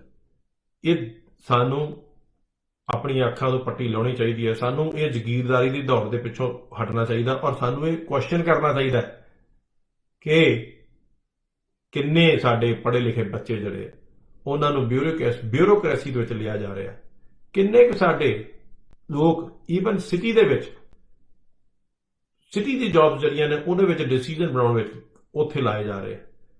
ਅਸੀਂ ਪੋਸਟਰ ਬॉयਜ਼ ਬਣ ਕੇ ਰਹਿ ਗਏ ਆ। ਸਾਡੇ ਪੋਸਟਰ ਜ਼ਰੂਰ ਲੱਗ ਜਾਂਦੇ ਨੇ ਅਲੱਗ-ਅਲੱਗ ਜਗ੍ਹਾ, ਮਲਟੀ ਕਲਚਰਲਿਜ਼ਮ, ਮਲਟੀ ਰੇਸ਼ੀਅਲ ਸ਼ੋ ਕਰਨ ਨੂੰ, ਮਗਰ ਦੋਸਤੋ ਰਿਐਲਿਟੀ ਇਹ ਹੈ ਕਿ ਵਿਤਕਰਾ ਕਾਮਾ ਗਾਟਾ ਮਾਰੂ ਦੇ ਟਾਈਮ ਨਹੀਂ, ਹੁਣ ਵੀ ਕਾਮਾ ਗਾਟਾ ਮਾਰੂ ਲਗਾਤਾਰ ਰੋਜ਼ ਚੱਲ ਰਿਹਾ ਔਰ ਚੱਲਦਾ ਰਹੇਗਾ ਜਿੰਨਾ ਚਿਰ ਤੱਕ ਅਸੀਂ ਆਵਾਜ਼ ਨਹੀਂ ਉਠਾਵਾਂਗੇ। ਇਹਦਾ ਕਿਵੇਂ ਅਸੀਂ ਇਸ ਮੁੱਦੇ ਨੂੰ, ਕਿਵੇਂ ਅਸੀਂ ਇਸ ਇਸ਼ੂ ਨੂੰ ਲੜ ਸਕਦੇ ਹਾਂ, ਕਿਵੇਂ ਅਸੀਂ ਇਹਦੇ ਬਾਰੇ ਗੱਲ ਕਰ ਸਕਦੇ ਹਾਂ, ਸਾਨੂੰ ਆਵਾਜ਼ ਚੁੱਕਣੀ ਪਏਗੀ। ਅਸੀਂ ਆਪਣੇ ਸਵਾਰਥ ਤੋਂ ਉੱਤੇ ਉੱਠ ਕੇ ਜਦੋਂ ਸੋਚਾਂਗੇ ਆਪਣੀਆਂ ਜ਼ਗੀਰਾਂ ਤੋਂ, ਨਹੀਂ ਤਾਂ ਸਾਨੂੰ ਕਿਸੇ ਨਾ ਕਿਸੇ ਨੂੰ ਜ਼ਗੀਰ ਮਿਲਦੀ ਰਹੇਗੀ, ਸਾਡੇ ਮੂੰਹ 'ਚ ਬੁਰਕੀ ਪਾਤੀ ਜਾਏਗੀ ਔਰ ਸਾਨੂੰ ਹੀ ਸਾਡੇ ਲੋਕਾਂ ਦੇ ਅਗੇਂਸਟ ਬੋਲਣ ਨੂੰ ਲਾਤਾ ਜਾਏਗਾ ਔਰ ਅਸੀਂ ਆਪ ਹੀ ਐਕਸੈਪਟ ਕਰੀ ਜਾਵਾਂਗੇ ਕਿ ਅਸੀਂ ਹੀ ਸਭ ਤੋਂ ਕਰਪਟ ਹੈ, ਅਸੀਂ ਹੀ ਸਾਰਿਆਂ ਨੂੰ ਮਾੜੇ ਹਾਂ। ਵਾਈਟ ਲੋਕ, ਇਹ ਗੋਰਾ ਜਿਹੜਾ ਆ ਉਹ ਕਰਪਟ ਨਹੀਂ ਹੈ, ਜਦ ਕਿ ਰਿਐਲਿਟੀ ਦੋਸਤੋ ਇਹ ਹੈ ਕਿ ਅਸੀਂ ਤੇ ਸ਼ਾਇਦ $1 ਦੀ ਛੋਟੀ ਚੋਰੀ ਕਰਦੇ ਆ, ਪਰ ਇਹ ਬਹੁਤ ਵੱਡੇ ਚੋਰ ਨੇ। ਸਾਰਾ ਦੇਸ਼ ਦੇ ਵਿੱਚ ਵੱਡੀ ਚੋਰੀ ਹੀ ਸਾਰੀ ਜਿਹੜੀ ਆ ਉਹ ਲੋਕ ਕਰ ਰਹੇ ਨੇ ਜਿਹੜੇ ਵਾਈਟ ਨੇ। ਇਹ ਰਿਐਲਿਟੀ ਹੈ। ਇਸ ਵਹਿਮ ਚੋਂ ਕਿ ਵਾਈਟ ਸਾਡੇ ਤੇ ਸੁਪੀਰੀਅਰ ਆ, ਅਸੀਂ ਉਹਨਾਂ ਤੋਂ ਇਨਫੀਰੀਅਰ ਆ, ਸਾਨੂੰ ਨਿਕਲਣ ਦੀ ਲੋੜ ਆ। ਸਾਨੂੰ ਆਪਣੇ ਆਪ ਤੇ ਮਾਣ ਕਰਨ ਦੀ ਲੋੜ ਆ, ਆਪਣੀ ਕਲਚਰ ਤੇ ਮਾਣ ਕਰਨ ਦੀ ਲੋੜ ਆ, ਨਾ ਕਿ ਅਜੇ ਵੀ ਉਸੇ ਗੁਲਾਮੀ ਦੇ ਉੱਤੇ ਅਸੀਂ ਚੱਲੀ ਜਾਈਏ ਜੋ ਅਸੀਂ 1947 ਤੱਕ ਹੰਢਾਈ ਔਰ ਉਹਨਾਂ ਹੀ ਜ਼ਗੀਰਦਾਰਾਂ ਨੇ ਜਿਵੇਂ ਉੱਥੇ ਪੈਸੇ ਬਣਾਏ, ਜਿਵੇਂ ਉੱਥੇ ਉਹ ਸਿਰਫ ਉਹਨਾਂ ਲੋਕਾਂ ਦੀ, ਸਾਡੇ ਤੇ ਹੁਕਮਰਾਨਾਂ ਦੀ ਜਿਹੜੀ ਆ ਉਹ ਬੋਲੀ ਬੋਲਦੇ ਰਹੇ ਨੇ। ਇੱਥੇ ਵੀ ਅਸੀਂ ਸ਼ਾਇਦ ਉਸੇ ਹੀ ਚੀਜ਼ ਦੇ ਵਿੱਚ ਲੱਗ ਗਏ ਹਾਂ ਕਿਉਂਕਿ ਅਸੀਂ ਇੰਨੇ ਬਿਜ਼ੀ ਹਾਂ ਕਿ ਸਾਡਾ ਦਿਮਾਗ ਜਿਹੜਾ ਆ ਉਹ ਇਹਨਾਂ ਚੀਜ਼ਾਂ ਬਾਰੇ, ਸਾਡੇ ਆਲੇ ਦੁਆਲੇ ਜੋ ਚੀਜ਼ਾਂ ਹੋ ਰਹੀਆਂ ਨੇ, ਚਾਹੇ ਜੈਕ ਬਰਾੜ ਦੇ ਨਾਲ ਹੋ ਰਹੀ ਹੋਏ, ਚਾਹੇ ਜਸਕੀਰਤ ਸਿੱਧੂ ਨਾਲ ਹੋ ਰਹੀ ਹੋਏ, ਅਸੀਂ ਉਹਦੀ ਗੱਲ ਨਹੀਂ ਕਰਦੇ। ਅਸੀਂ ਗੌਰ ਨਹੀਂ ਕਰਦੇ ਕਿ ਕਿਉਂ ਜੈਕ ਬਰਾੜ ਨੂੰ ਮਾਰਨ ਵਾਲਾ 3 ਵਾਰੀ ਡਰਿੰਕ ਐਂਡ ਡਰਾਈਵ ਦੇ ਵਿੱਚ ਫੇਰ ਵੀ ਬਾਹਰ ਫਿਰ ਰਿਹਾ। ਔਰ ਜਸਕੀਰਤ ਸਿੱਧੂ ਜਿਹਨੇ ਗਲਤੀ ਕੀਤੀ ਆ, ਆਪ ਗਲਤੀ ਮੰਨੀ ਆ, ਉਹਨੂੰ 8 ਸਾਲ ਅਸੀਂ ਸਜ਼ਾ ਦਿੰਦੇ ਆ। ਕਿਉਂ? ਕਿਉਂਕਿ ਉਹਦੀ ਚਮੜੀ ਚਿੱਟੀ ਨਹੀਂ ਹੈ। ਕੋਈ 2 ਗੁਨਾਹ ਜਿਹੜੇ ਨੇ ਉਹ ਕਾਨੂੰਨ ਦੇ ਵਿੱਚ ਬਰਾਬਰ ਨਹੀਂ ਹੈਗੇ। ਸਸਕੈਚੁਆਨ ਦਾ ਪ੍ਰੀਮੀਅਰ ਕਿਸੇ ਨੂੰ ਥੱਲੇ ਦੇ ਕੇ ਸੇਮ ਹਾਈਵੇ 3 ਦੇ ਉੱਤੇ ਮਾਰ ਦੇ, ਉਹਨੂੰ ਤਾਂ ਇੱਕ ਆਰਸੀਐਮ ਵੀ ਟਿਕਟ ਦੇ ਕੇ ਛੱਡ ਦਿੰਦੀ ਹੈ। ਔਰ ਦੂਸਰੇ ਪਾਸੇ ਸਾਨੂੰ ਇਹੋ ਹੀ ਕੋਰਟ ਜਿਹੜੇ ਆ ਔਰ ਰੱਜ ਕੇ ਸਜ਼ਾ ਦਿੰਦੇ ਆ, ਔਰ ਉਹਦੇ ਬਾਅਦ ਰਿਪੋਰਟ ਕਰਨ ਦੀਆਂ ਗੱਲਾਂ ਕਰਦੇ ਆ। ਇਹਦੇ ਬਾਰੇ ਅਸੀਂ ਰੇਡੀਓ ਜ਼ਿੰਦਾਬਾਦ ਤੇ ਗੱਲਬਾਤ ਕਰਦੇ ਰਵਾਂਗੇ। ਇੱਕ ਛੋਟੀ ਜਿਹੀ ਕਮਰਸ਼ੀਅਲ ਬ੍ਰੇਕ ਤੋਂ ਬਾਅਦ ਫਿਰ ਜੁੜਦੇ ਆ ਰੇਸਿਜ਼ਮ ਇਨ ਕੈਨੇਡਾ ਦੇ ਉੱਤੇ ਗੱਲਬਾਤ ਕਰਨ ਨੂੰ, ਔਰ ਗੱਲ ਕਰਾਂਗੇ ਕਿ ਕੀ ਇਹਦਾ ਇਲਾਜ ਹੈ, ਕਿੰਨਾ ਚਿਰ ਅਸੀਂ ਹੋਰ ਇਹ ਸਫ਼ਰ ਕਰਦੇ ਰਵਾਂਗੇ, ਔਰ ਲਾਸਟ ਫਿਰ ਗੱਲ ਕਰਾਂਗੇ ਕੋਵਿਡ ਦੀ ਕਿ ਸਾਨੂੰ ਕਿਉਂ ਸਮਝਦਾਰ ਬਣਨ ਦੀ ਲੋੜ ਆ। ਨਹੀਂ ਤੇ ਬਰੈਂਪਟਨ ਦੇ ਬਿਜ਼ਨਸ ਜਿਹੜੇ ਆ ਉਹ ਸਫ਼ਰ ਕਰਨਗੇ, ਤੁਸੀਂ ਸਫ਼ਰ ਕਰੋਗੇ, ਪਰ ਸਾਨੂੰ ਸਾਰਿਆਂ ਨੂੰ ਜ਼ਿੰਮੇਵਾਰ ਹੋਣ ਦੀ ਲੋੜ ਆ। ਰੇਡੀਓ ਜ਼ਿੰਦਾਬਾਦ ਤੇ ਜੁੜਦੇ ਆ ਇੱਕ ਕਮਰਸ਼ੀਅਲ ਬ੍ਰੇਕ ਤੋਂ ਬਾਅਦ।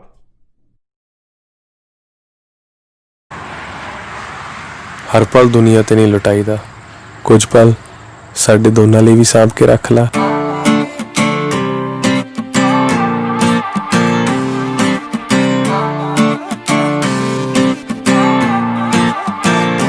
ਤੇਰੀਆਂ ਦੀਦਾਂ ਨਮਾਜ਼ਾਂ ਵਰਗੀਆਂ ਨੇ, ਤੇਰੀਆਂ ਗੱਲਾਂ ਸਾਜ਼ਾਂ ਵਰਗੀਆਂ ਨੇ। ਸੁਣ ਸੁਣ ਅੱਕਦੀ ਨਾ ਦਿਲ ਜਿਹਾ ਲਾਲਾਂ ਮੈਂ, ਸੁਣ ਸੁਣ ਅੱਕਦੀ ਨਾ ਦਿਲ ਜਿਹਾ ਲਾਲਾਂ ਮੈਂ। ਜੇ ਦੇਖ ਤੈਨੂੰ ਹੋਰ ਤਾਂ ਨੈਣਾ ਚ ਛੁਪਾ ਲਾਂ ਮੈਂ, ਜੇ ਹੋਵੇ ਨਾ ਨਾਰਾਜ਼ ਤੂੰ ਗਲ ਨਾਲ ਲਾ ਲਾਂ ਮੈਂ, ਜੇ ਹੋਵੇ ਨਾ ਨਾਰਾਜ਼ ਤੂੰ ਗਲ ਨਾਲ ਲਾ ਲਾਂ ਮੈਂ।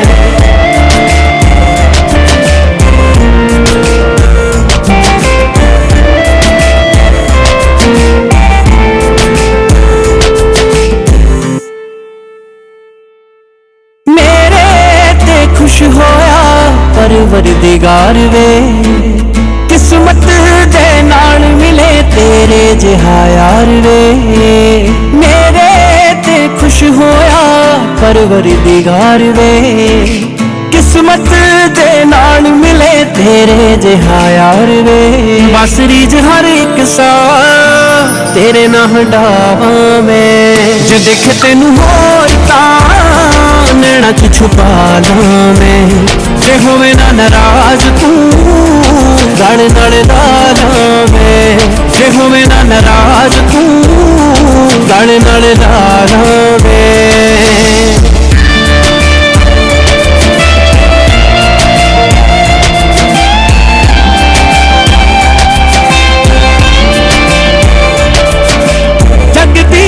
ਪਰਵਾਹ ਨਹੀਂ ਤੈਥੋਂ ਕੁਰਬਾਨ ਵੇ, ਉਮਰਾਂ ਲਈ ਮੇਰਾ ਹੋ ਜਾ ਕਰ ਦੇ ਅਹਿਸਾਨ ਵੇ। ਜਗ ਦੀ ਪਰਵਾਹ ਨਹੀਂ ਤੈਥੋਂ ਕੁਰਬਾਨ ਵੇ, ਉਮਰਾਂ ਲਈ ਮੇਰਾ ਹੋ ਜਾ ਕਰ ਦੇ ਅਹਿਸਾਨ ਵੇ। ਰੱਬ ਤੋਂ ਮੈਂ ਮੰਗਦੀ ਆ ਲੱਗੀਆਂ ਨੇ ਵਾਲਾਂ ਮੈਂ, ਜੇ ਦੇਖ ਤੈਨੂੰ ਹੋਰ ਤਾਂ ਨੈਣਾ ਚ ਛੁਪਾ ਲਾਂ ਮੈਂ, ਜੇ ਹੋਵੇ ਨਾ ਨਾਰਾਜ਼ ਤੂੰ ਗਲ ਨਾਲ ਲਾ ਲਾਂ ਮੈਂ, ਜੇ ਹੋਵੇ ਨਾ ਨਾਰਾਜ਼ ਤੂੰ ਗਲ ਨਾਲ ਲਾ ਲਾਂ ਮੈਂ।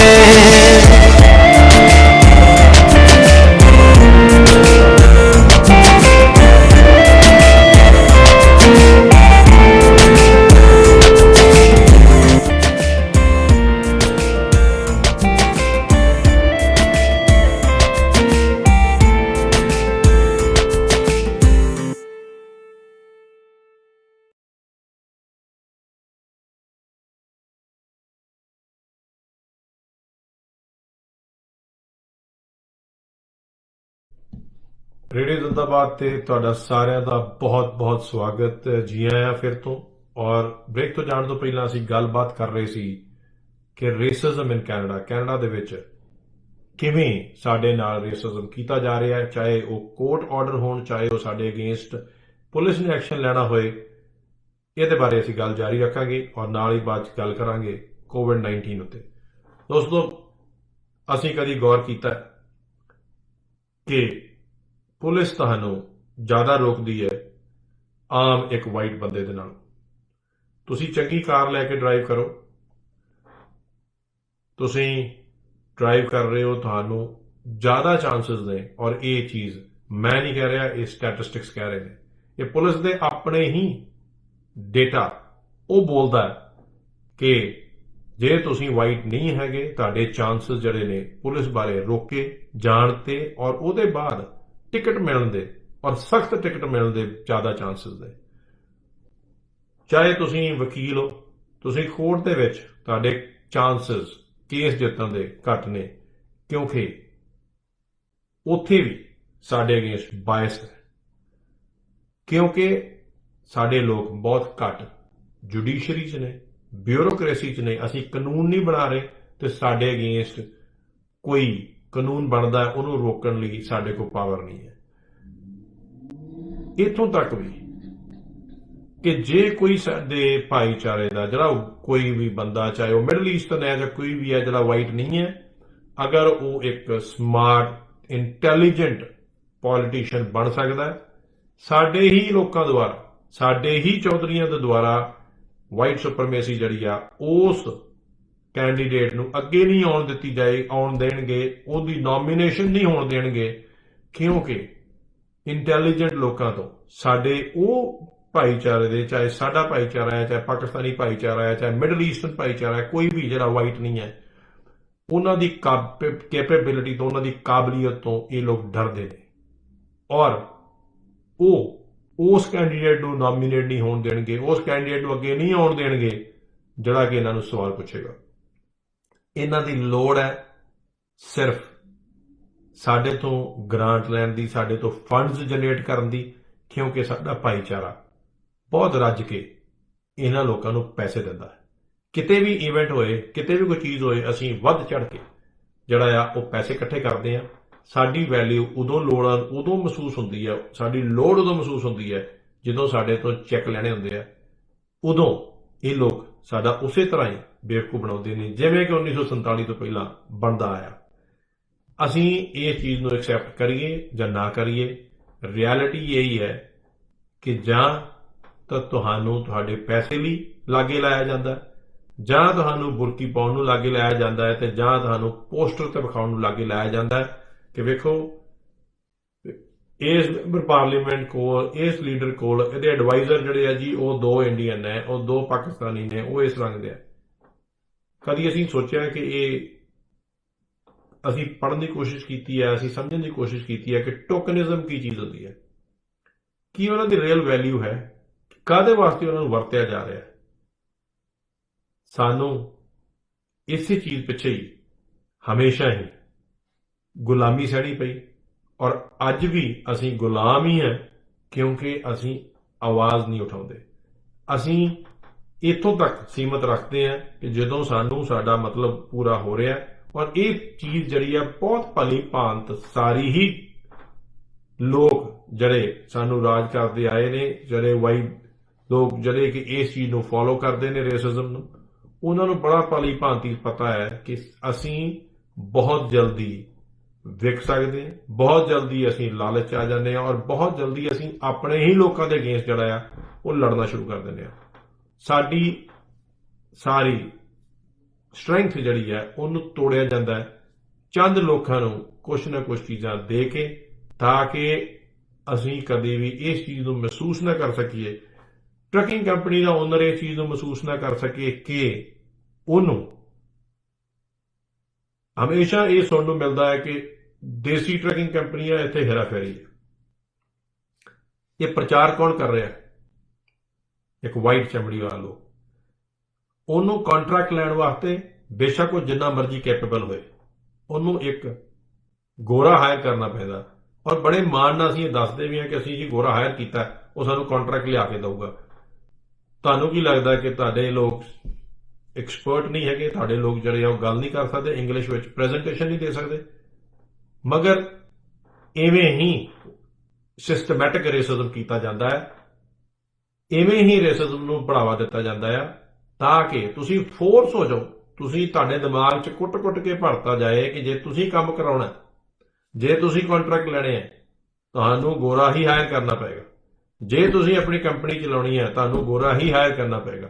ਇੱਥੋਂ ਤੱਕ ਕਿ ਤੁਹਾਡੇ ਦਿਮਾਗ 'ਚ ਵੀ ਪਾਇਆ ਜਾਏਗਾ ਕਿ ਜੇ ਤੁਹਾਨੂੰ ਬੈਟਰ ਰੇਟ ਵੀ ਚਾਹੀਦੇ ਨੇ, ਤੁਹਾਨੂੰ ਗੋਰਾ ਬ੍ਰੋਕਰ ਚਾਹੀਦਾ। ਕੰਪਨੀ ਬਰਾਊਨ ਲੋਕਾਂ ਦੀ ਹੋ ਸਕਦੀ ਹੈ, ਮਗਰ ਉੱਥੇ ਚੰਗੀਆਂ ਅਪਾਇੰਟਮੈਂਟਾਂ ਦੇ ਵਿੱਚ, ਚੰਗੀ ਤਨਖਾਹ ਦੇ ਉੱਤੇ ਗੋਰਾ ਰੱਖਣਾ ਪਏਗਾ। ਇਹ ਹਾਲਾਤ ਕੌਣ ਕ੍ਰੀਏਟ ਕਰਦਾ ਹੈ? ਇਸੇ ਨੂੰ ਹੀ ਦੋਸਤੋ ਸਿਸਟਮੈਟਿਕ ਰੇਸਿਜ਼ਮ ਕਹਿੰਦੇ ਆ, ਜਿਹੜੀ ਸਿਸਟਮ ਦੇ ਨਾਲ ਬੜੇ ਤਰੀਕੇ ਦੇ ਨਾਲ ਸਾਨੂੰ ਉਸ ਹਾਲਾਤਾਂ ਵਿੱਚ ਪਹੁੰਚਾਤਾ ਜਾਂਦਾ ਹੈ ਜਿੱਥੇ ਕਿ ਅਸੀਂ ਇਹ ਫੀਲ ਹੀ ਨਾ ਕਰ ਸਕੀਏ, ਅਸੀਂ ਐਕਸੈਪਟ ਕਰ ਲਈਏ ਕਿ ਹਾਂਜੀ ਸਾਨੂੰ ਇਹ ਨੌਕਰੀ ਜਿਹੜੀ ਹੈ, ਇਸ ਕੰਮ ਵਾਸਤੇ ਸਿਰਫ ਵਾਈਟ ਚਮੜੀ ਵਾਲਾ ਬੰਦਾ ਹੀ ਚਾਹੀਦਾ, ਨਹੀਂ ਤੇ ਸਾਡਾ ਕੰਮ ਨਹੀਂ ਹੋਏਗਾ। ਔਰ ਅਸੀਂ ਇਸ ਚੀਜ਼ ਨੂੰ ਐਕਸੈਪਟ ਕਰਕੇ ਬੈਠੇ ਹੋਏ ਹਾਂ। ਅਸੀਂ ਆਪ ਹੀ ਇਸ ਚੀਜ਼ ਨੂੰ ਬੜਾਵਾ ਦੇ ਰਹੇ ਹਾਂ ਕਿ ਅਸੀਂ ਹੇਰਾਫੇਰੀ ਕਰਦੇ ਹਾਂ, ਜਦਕਿ ਬਹੁਤ ਸਾਰੇ ਲੋਕਾਂ ਨੂੰ ਜਿਨ੍ਹਾਂ ਨੇ ਹੰਡਾਇਆ ਉਹਨਾਂ ਨੂੰ ਪਤਾ ਹੈ ਕਿ ਬਹੁਤ ਹੀ ਰੱਜ ਕੇ ਅਵਲ ਦਰਜੇ ਤੇ ਉੱਚ ਲੈਵਲ ਦੀ ਜਿਹੜੀ ਹੇਰਾਫੇਰੀ ਅਗਰ ਹੁੰਦੀ ਹੈ, ਉਹ ਸਾਡੇ ਲੋਕ ਨਹੀਂ ਕਰਦੇ।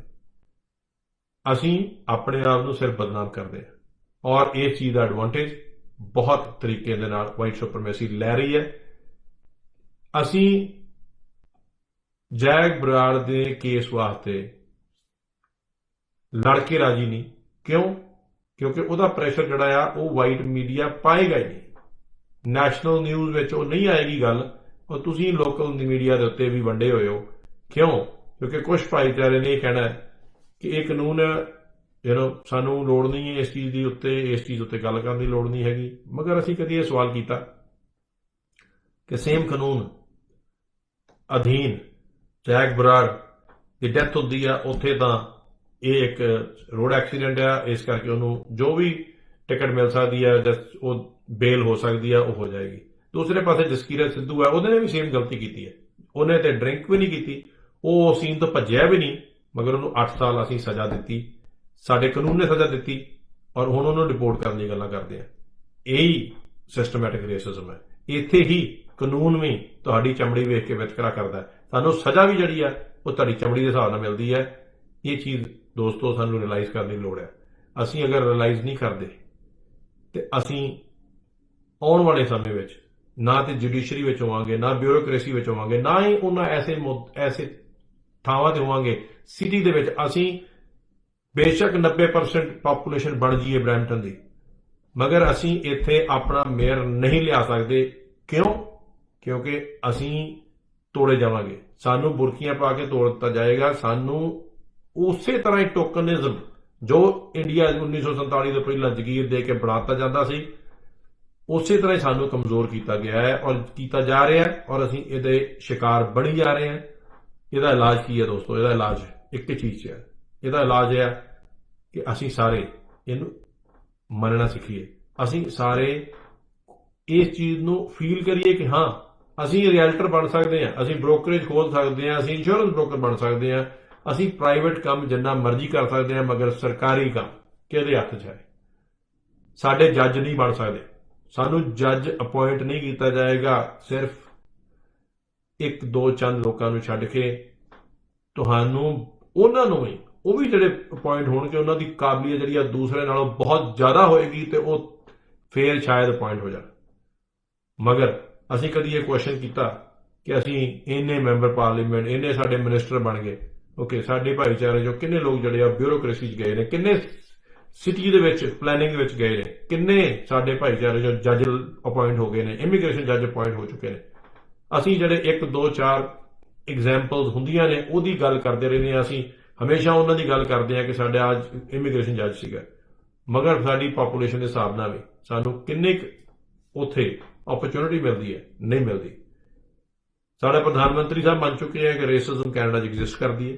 ਯੂਨੀਵਰਸਿਟੀਆਂ, ਟਾਪ ਯੂਨੀਵਰਸਿਟੀਆਂ, ਚਾਹੇ ਯੂਨੀਵਰਸਿਟੀ ਆਫ ਟੋਰਾਂਟੋ ਹੋਏ, ਚਾਹੇ ਯੂਨੀਵਰਸਿਟੀ ਆਫ ਗਲਫ ਹੋਏ, ਉਹਨਾਂ ਦੇ ਪ੍ਰੋਫੈਸਰ ਜਿਹੜੇ ਆ ਉਹ ਤੁਹਾਡੇ ਸਟੂਡੈਂਟਸ ਨੂੰ 400 ਸਟੂਡੈਂਟ ਦੀ ਕਲਾਸ ਨੂੰ ਇਹ ਬੋਲ ਕੇ ਦੱਸਦੇ ਨੇ, ਪੜ੍ਹਾਉਂਦੇ ਨੇ ਕਿ ਯੈਸ ਰੇਸਿਜ਼ਮ ਹੈ। ਔਰ ਉਹ ਇਹ ਵੀ ਦੱਸਦੇ ਨੇ ਕਿ ਸਾਨੂੰ ਇੱਥੇ ਪ੍ਰੋਫੈਸਰ ਬਣ 'ਚ ਵੀ ਸਾਨੂੰ ਐਡਵਾਂਟੇਜ ਹੈ। ਜੇ ਅਸੀਂ ਕੋਈ ਗਲਤੀ ਕਰਦੇ ਹਾਂ ਸਾਨੂੰ ਐਡਵਾਂਟੇਜ ਰਹੇਗਾ। ਕਿਉਂ? ਹਰ ਥਾਂ ਦੇ ਉੱਤੇ ਉਹ ਸਿਸਟਮੈਟਿਕ ਰੇਸਿਜ਼ਮ ਦੋਸਤੋ ਐਗਜ਼ਿਸਟ ਕਰਦਾ ਹੈ। ਸਾਨੂੰ ਅਸਰ ਕਰਦਾ ਹੈ, ਮਗਰ ਅਸੀਂ ਉਹਦੀ ਗੱਲ ਨਹੀਂ ਕਰਦੇ। ਇਹਦਾ ਇਲਾਜ ਸਿਰਫ ਇੱਕ ਹੀ ਹੈ ਕਿ ਅਸੀਂ ਸਾਰੇ ਇਕੱਠੇ ਹੋਈਏ, ਅਸੀਂ ਇਸ ਚੀਜ਼ ਨੂੰ ਰਿਅਲਾਈਜ਼ ਕਰੀਏ ਔਰ ਇਕੱਠੇ ਹੋ ਕੇ ਜਿਹੜਾ ਆ ਇਸ ਰੇਸਿਜ਼ਮ ਨੂੰ ਫਾਈਟ ਕਰੀਏ। ਜਿਵੇਂ ਕਿ ਬਲੈਕ ਲਾਈਫ ਮੈਟਰ ਸੀਗਾ, ਬਰਾਊਨ ਲਾਈਫ ਮੈਟਰ ਵੀ ਕੰਮ ਕਰਦਾ। ਸਾਨੂੰ ਛੋਟੇ ਛੋਟੇ ਕੇਸਿਸ ਅਗੇਂਸਟ ਆਪਣੀ ਸਟਰੈਂਥ ਵਿਖਾਉਣੀ ਚਾਹੀਦੀ ਹੈ, ਚਾਹੇ ਜੈਕ ਬਰਾੜ ਹੋਏ, ਚਾਹੇ ਜਸਕੀਰਤ ਸਿੱਧੂ ਹੋਏ। ਸਾਡੀ ਸਾਰੀ ਹੀ ਇਮੀਗ੍ਰੈਂਟਸ ਦੀ, ਸਾਡੇ ਭਾਈਚਾਰੇ ਦੀ, ਸਾਡੀ ਸਾਰੀ ਉਹ ਲੋਕ ਜਿਹੜੇ ਵਾਈਟ ਨਹੀਂ, ਉਹਨਾਂ ਦੀ ਸਾਰਿਆਂ ਦੀ ਅੱਜ ਉਹ ਪੰਜਾਬੀ ਨੌਜਵਾਨਾਂ ਹੋਇਆ, ਕੱਲ ਨੂੰ ਮਿਡਲ ਈਸਟ ਨੌਜਵਾਨਾਂ ਹੋਏਗਾ, ਕੱਲ ਨੂੰ ਚੌਥੇ ਦਿਨ ਪਾਕਿਸਤਾਨੀ ਨੌਜਵਾਨਾਂ ਹੋਏਗਾ। ਸਾਨੂੰ ਸਾਰਿਆਂ ਨੂੰ ਇਹ ਵੇਖ ਕੇ ਕਿ ਅਸੀਂ ਵਾਈਟ ਨਹੀਂ ਹੈਗੇ, ਸਾਨੂੰ ਇਕੱਠੇ ਹੋਣਾ ਚਾਹੀਦਾ। ਔਰ ਚਾਹੇ ਉਹ ਜਸਕੀਰਤ ਸਿੱਧੂ ਦੀ ਡਿਪੂਟੇਸ਼ਨ ਹੋਏ, ਸਰਕਾਰ ਉੱਤੇ ਪ੍ਰੈਸ਼ਰ ਪੈਣਾ ਚਾਹੀਦਾ, ਜੁਡੀਸ਼ਰੀ ਉੱਤੇ ਪ੍ਰੈਸ਼ਰ ਪੈਣਾ ਚਾਹੀਦਾ ਕਿ ਇਹ ਲੋਕ ਵੀ ਇਕੱਠੇ ਨੇ। ਜੇ ਇਹਨਾਂ ਦੇ ਨਾਲ ਅਸੀਂ ਧੱਕਾ ਕਰਾਂਗੇ ਤੇ ਸ਼ਾਇਦ ਇਸ ਕੰਟਰੀ ਦੇ ਵਿੱਚ ਇਵੇਂ ਨਾ ਚੱਲੇ। ਜਿੰਨਾ ਚਿਰ ਤੱਕ ਸਾਡਾ ਇਹ ਥ੍ਰੈਟ ਨਹੀਂ ਰਹੇਗਾ ਦੋਸਤੋ, ਜੈਕ ਬਰਾੜ ਵੀ ਕਾਰ ਐਕਸੀਡੈਂਟ 'ਚ ਮਾਰਿਆ ਜਾਏਗਾ ਔਰ ਕੁਝ ਨਹੀਂ ਹੋਏਗਾ। जसकीरत सिद्धू भी 8 साल सजा कटेगा और फिर भी कुछ नहीं होएगा और डिपोर्ट भी होएगा। और ऐसे बहुत सारे जैक बराड़ और जसकीरत सिद्धू होंदे रहणगे, मगर असीं चुप रहांगे क्योंकि असीं एक्सैप्ट नहीं कर रहे कि ये चीज़ साडे नाल हो रही है। असीं इहनूं एक कानूनी तौर ते असीं पैरेलल ड्रॉ नहीं करते। असीं ये नहीं वेखदे भी होर लोकां ने जे सेम गलतियां कीतियां ने कि उन्हां नूं भी इन्नी सज़ा मिली है, कि उन्हां नूं भी बेल दित्ती गई है, कि उन्हां नूं भी एवें छड्डिया गया है, जां कि उन्हां नूं भी सिर्फ एक टिकट दे के छड्डता गया है। उदों ਅਸੀਂ ਇਕੱਠੇ ਹੋਵਾਂਗੇ, ਉਦੋਂ ਸਾਡੀ ਤਾਕਤ ਹੋਏਗੀ, ਉਦੋਂ ਅਸੀਂ ਇਸ ਸਿਸਟਮੈਟਿਕ ਰੇਸਿਜ਼ਮ ਨੂੰ ਬੰਦ ਕਰ ਸਕਾਂਗੇ। ਨਹੀਂ ਤੇ ਅਸੀਂ ਕਾਮਾਗਾਟਾ ਮਾਰੂ ਦੀ 1916 ਵਾਲੀ ਹਿਸਟਰੀ ਰੋਜ਼ ਨਿਭਾਉਂਦੇ ਆ, ਸਿਰਫ ਇੱਕ ਪ੍ਰਧਾਨ ਮੰਤਰੀ ਜੀ ਦੀ ਮਾਫੀ ਲੈਣ ਕਰਕੇ ਅਸੀਂ ਖੁਸ਼ ਹੋ ਜਾਂਦੇ ਆ, ਕਿਉਂਕਿ ਅਸੀਂ ਇਮੋਸ਼ਨਲ ਲੋਕ ਆ। ਇਮੋਸ਼ਨਲ ਲੋਕ ਬੇਵਕੂਫ ਲੋਕ ਹੁੰਦੇ ਨੇ ਔਰ ਉਹਨਾਂ 'ਚ ਮੈਂ ਵੀ ਇਨਕਲੂਡਡ ਹੈ। ਅਸੀਂ ਬਹੁਤ ਜਲਦੀ ਸਿਰਫ ਇੰਨੀ ਚੀਜ਼ ਨਾਲ ਖੁਸ਼ ਹੋ ਜਾਂਦੇ ਆ, ਜੇ ਕੋਈ ਵੀ ਸਾਡੇ ਗੁਰਦੁਆਰੇ ਜਾ ਕੇ ਲੰਗਰ 'ਚ ਬੈਠ ਜਾਏ, ਸਾਡੇ ਵੇਸ਼ ਭੂਸਾ ਪਾ ਲਏ, ਅਸੀਂ ਖੁਸ਼ ਹੋ ਜਾਂਦੇ ਆ। ਦੋਸਤੋ ਰੇਸਿਜ਼ਮ ਇਹਦੇ ਨਾਲ ਨਹੀਂ ਮੁੱਕਦਾ। ਰੇਸਿਜ਼ਮ ਗੁਰਦੁਆਰੇ 'ਚ ਕਿਸੇ ਦੇ ਆਉਣ ਨਾਲ ਨਹੀਂ ਮੁੱਕਦਾ। ਰੇਸਿਜ਼ਮ ਕਿਸੇ ਲੰਗਰ 'ਚ ਰੋਟੀਆਂ ਵੇਲਣ ਨਾਲ ਨਹੀਂ ਮੁੱਕਦਾ। ਰੇਸਿਜ਼ਮ ਪੰਜਾਬੀ ਜਾ ਕੇ ਸਤਿ ਸ਼੍ਰੀ ਅਕਾਲ ਬੋਲਣ ਨਾਲ ਨਹੀਂ ਮੁੱਕਦਾ। ਅਸੀਂ ਉਹਨੇ ਨਾਲ ਖੁਸ਼ ਨਾ ਹੋਈਏ। ਜੈਕ ਬਰਾੜ ਵਰਗੇ ਲੜਕਿਆਂ ਦੀ, ਜਸਕੀਰਤ ਸਿੱਧੂ ਦੀ, ਉਹਨਾਂ ਦੀ ਜਸਟਿਸ ਮੰਗੀਏ, ਇਕੱਠੇ ਹੋ ਕੇ ਤਗੜੇ ਹੋ ਕੇ, ਉਦੋਂ ਰੇਸਿਜ਼ਮ ਮੁੱਕੇਗਾ। ਅਦਰਵਾਈਜ਼ ਰੱਬ ਰਾਖਾ, ਉਹਨਾਂ ਚਿਰ ਤੱਕ ਨਾ ਤੇ ਤੁਹਾਡਾ ਮੇਅਰ ਬਣੇਗਾ, ਨਾ ਤੁਹਾਡੇ ਕਾਉਂਸਲਰ ਬਣਨਗੇ, ਨਾ ਤੁਸੀਂ ਆਪਣੇ ਸਿਟੀ ਦੇ ਵਿੱਚ ਕੋਈ ਵੀ ਫੈਸਲਾ ਲੈ ਕੇ ਸਿਟੀ ਨੂੰ ਚਲਾ ਸਕੋਗੇ। ਇੱਥੇ ਹੀ ਮੈਂ ਜਿਹੜੀ ਰੇਸਿਜ਼ਮ ਇਨ ਟੈਰਰਿਜ਼ਮ ਹੈ ਉਹਦੀ ਗੱਲਬਾਤ ਬੰਦ ਕਰਦਾ ਔਰ ਲਾਸਟ ਜਿਹੜੇ 5 ਮਿੰਟ ਜਿਹੜੀ ਹੈ ਅਸੀਂ ਗੱਲ ਕਰਾਂਗੇ ਕੋਵਿਡ-19 ਦੀ।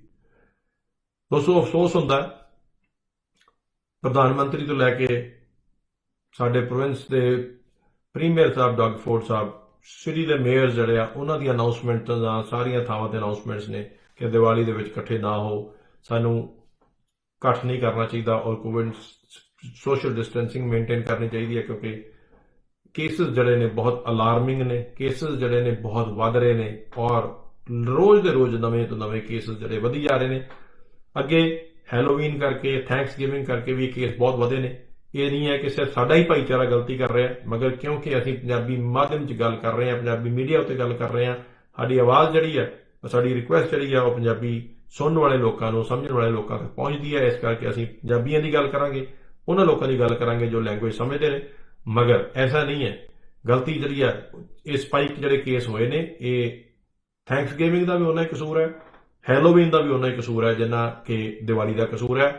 ਮਗਰ ਸਾਨੂੰ ਇਹ ਐਸੀ ਐਗਜ਼ਾਮਪਲਸ ਨਹੀਂ ਸੈੱਟ ਕਰਨੀ ਚਾਹੀਦੀਆਂ। ਚਾਹੇ ਗੁਰਦੁਆਰੇ ਵਿੱਚ ਅਸੀਂ ਦੀਵੇ ਜਗਾਉਣ ਇਕੱਠੇ ਹੋ ਗਏ, ਮਗਰ ਅਸੀਂ ਭੁੱਲ ਗਏ ਹਾਂ ਕਿ ਉਹਦਾ ਨੁਕਸਾਨ ਜਿਹੜਾ ਆ ਕੋਵਿਡ-19 ਦੇ ਨੇ ਜਿਹੜੇ ਕੇਸਿਸ ਆ ਰਹੇ ਨੇ, 400 ਕੇਸ, 500 ਕੇਸ ਸਿਰਫ ਬਰੈਂਪਟਨ ਦੇ ਵਿੱਚ ਰੋਜ਼ ਦਾ ਰੋਜ਼ ਜਿਹੜਾ ਆ ਨਵਾਂ ਆ ਰਿਹਾ ਨੇ ਔਰ ਕੋਵਿਡ ਟੈਸਟਿੰਗ ਸੈਂਟਰਸ ਜਿਹੜੇ ਨੇ ਭਰੇ ਪਏ ਨੇ, ਉੱਥੇ ਤੁਹਾਨੂੰ ਅਪਾਇੰਟਮੈਂਟਸ ਨਹੀਂ ਮਿਲ ਰਹੀਆਂ। ਇਹਨੇ ਲੋਕ ਜਿਹੜੇ ਆ ਆਪਣੇ ਟੈਸਟ ਕਰਾ ਰਹੇ ਨੇ। ਇਹ ਸਾਰਾ ਖਰਚਾ ਸਾਡੇ 'ਚੋਂ ਨਿਕਲਦਾ, ਇਹ ਸਾਰਾ ਅਸਰ ਸਾਨੂੰ ਹੀ ਹੋਣਾ। ਜੇ ਦੁਬਾਰਾ ਲਾਕਡਾਊਨ ਹੁੰਦਾ ਆ ਤੇ ਸਾਡਾ ਹੀ ਲੋਕ, ਸਾਡੇ ਨਾਲ ਦੇ ਲੋਕ, ਉਹਨਾਂ ਦੇ ਘਰ ਜਿਹੜੇ ਆ ਉਹਨਾਂ ਦੇ ਅਸਰ ਹੋਏਗਾ, ਉਹਨਾਂ ਦੇ ਬਿਜ਼ਨਸ ਬੰਦ ਹੋਣਗੇ, ਤੁਹਾਨੂੰ ਕਸ਼ਟ ਹੋਏਗਾ।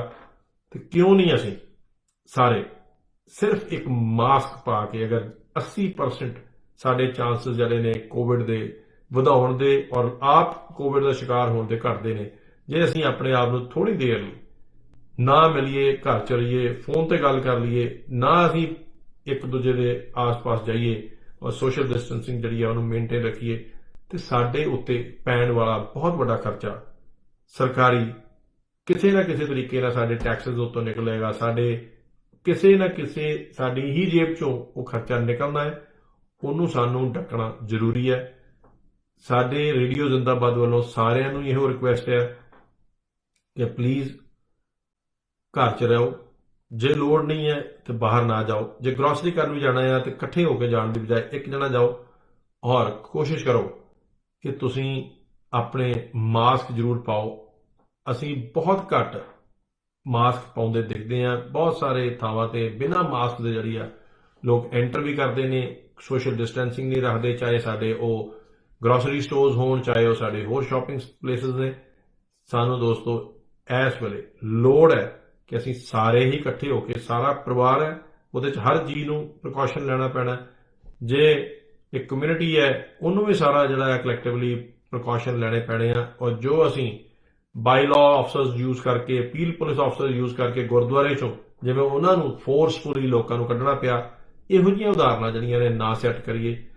ਕੋਵਿਡ-19 ਇੱਕ ਸੀਰੀਅਸ ਇਸ਼ੂ ਹੈ, ਸੀਰੀਅਸ ਵਾਇਰਸ ਹੈ, ਉਹਨੂੰ ਸਮਝਣ ਦੀ ਕੋਸ਼ਿਸ਼ ਕਰੋ। ਆਲਰੇਡੀ ਡਾਕਟਰਸ ਜਿਹੜੇ ਨੇ ਉਹਨਾਂ ਨੇ ਦੱਸਣਾ ਸ਼ੁਰੂ ਕਰਤਾ ਹੈ ਕਿ ਜਿਨ੍ਹਾਂ ਨੂੰ ਕੋਵਿਡ-19 ਹੋ ਵੀ ਜਾਂਦੀ ਹੈ ਔਰ ਰਿਕਵਰ ਵੀ ਹੋ ਜਾਂਦੇ ਨੇ, ਉਹਨਾਂ ਨੂੰ ਬਹੁਤ ਸਾਰਿਆਂ ਨੂੰ ਪਰਮਨੈਂਟ ਲਾਈਫ ਦੇ ਜਿਹੜੇ ਆ ਅਸਰ ਸ਼ੁਰੂ ਹੋ ਜਾਂਦੇ ਆ। ਕਿਸੇ ਦੀ ਮੈਮਰੀ ਜਾ ਰਹੀ ਹੈ, ਕਿਸੇ ਦਾ ਲਿਵਰ ਖਰਾਬ ਹੋ ਰਿਹਾ, ਕਿਸੇ ਦੀ ਕਿਡਨੀ ਖਰਾਬ ਹੋ ਰਹੀਆਂ ਨੇ। ਦੋਸਤੋ ਕੋਵਿਡ-19 ਇੱਕ ਮਜ਼ਾਕ ਨਹੀਂ ਹੈ।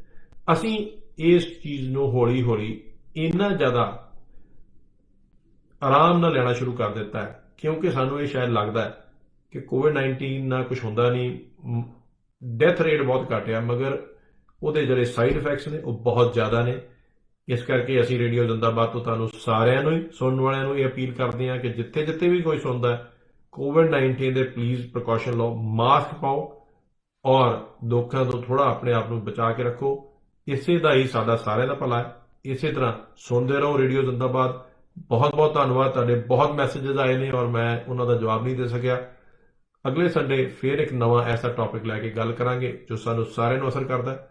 ਤਦ ਤੱਕ ਲਈ ਰੱਬ ਰਾਖਾ ਔਰ ਇੱਕ ਐਸ ਖੂਬਸੂਰਤ ਐਤਵਾਰ ਦੀ ਖੂਬਸੂਰਤ ਦੁਪਹਿਰ ਦੇ ਮਜ਼ਾ ਲਓ, ਇੱਕ ਖੂਬਸੂਰਤ ਨਗਮੇ ਦੇ ਨਾਲ, ਖੂਬਸੂਰਤ ਗਾਣੇ ਦੇ ਨਾਲ। ਰੱਬ ਰਾਖਾ। ਬਹੁਤ ਬਹੁਤ ਧੰਨਵਾਦ ਸਾਰਿਆਂ ਦਾ। ਜੈ ਹਿੰਦ। ਓ ਮੇਰਾ ਪਹਿਲਾ ਪਿਆਰ ਤੁਸੀਂ ਤੂੰ ਹੀ ਜਾਣਦਾ, ਸਾਨੂੰ ਇਕੱਠਿਆਂ ਨੂੰ ਹੋ ਗਏ ਕਿੰਨੇ ਸਾਲ। ਓ ਮੇਰਾ ਪਹਿਲਾ ਪਿਆਰ ਤੁਸੀਂ ਤੂੰ ਹੀ ਜਾਣਦਾ, ਸਾਨੂੰ ਇਕੱਠਿਆਂ ਨੂੰ ਹੋ ਗਏ ਕਿੰਨੇ ਸਾਲ। ਮੈਨੂੰ ਦੂਜੀ ਵਾਰੀ ਪਿਆਰ ਹੋਇਆ ਸੋਹਣਿਆ, ਦੂਜੀ ਵਾਰ ਵੀ ਹੋਇਆ ਏ ਤੇਰੇ ਨਾਲ। ਹੋ ਮੈਨੂੰ ਦੂਜੀ ਵਾਰੀ ਪਿਆਰ ਹੋਇਆ ਸੋਹਣਿਆ, ਦੂਜੀ ਵਾਰ ਵੀ ਹੋਇਆ ਏ ਤੇਰੇ ਨਾਲ। ਹਾਏ ਵੇ ਦੂਜੀ ਵਾਰ ਵੀ ਹੋਇਆ ਏ ਤੇਰੇ ਨਾਲ, ਹਾਏ ਵੇ ਦੂਜੀ ਵਾਰ ਵੀ ਹੋਇਆ ਏ ਤੇਰੇ ਨਾਲ। ਮੈਂ ਕਿਸੇ ਹੋਰ ਵੱਲ ਵੇਖਾ ਦਿਲ ਕਰਨਾ, ਹੱਥ ਮੇਰਾ ਹੋਰ ਕੋਈ ਹੱਥ ਫੜਨਾ।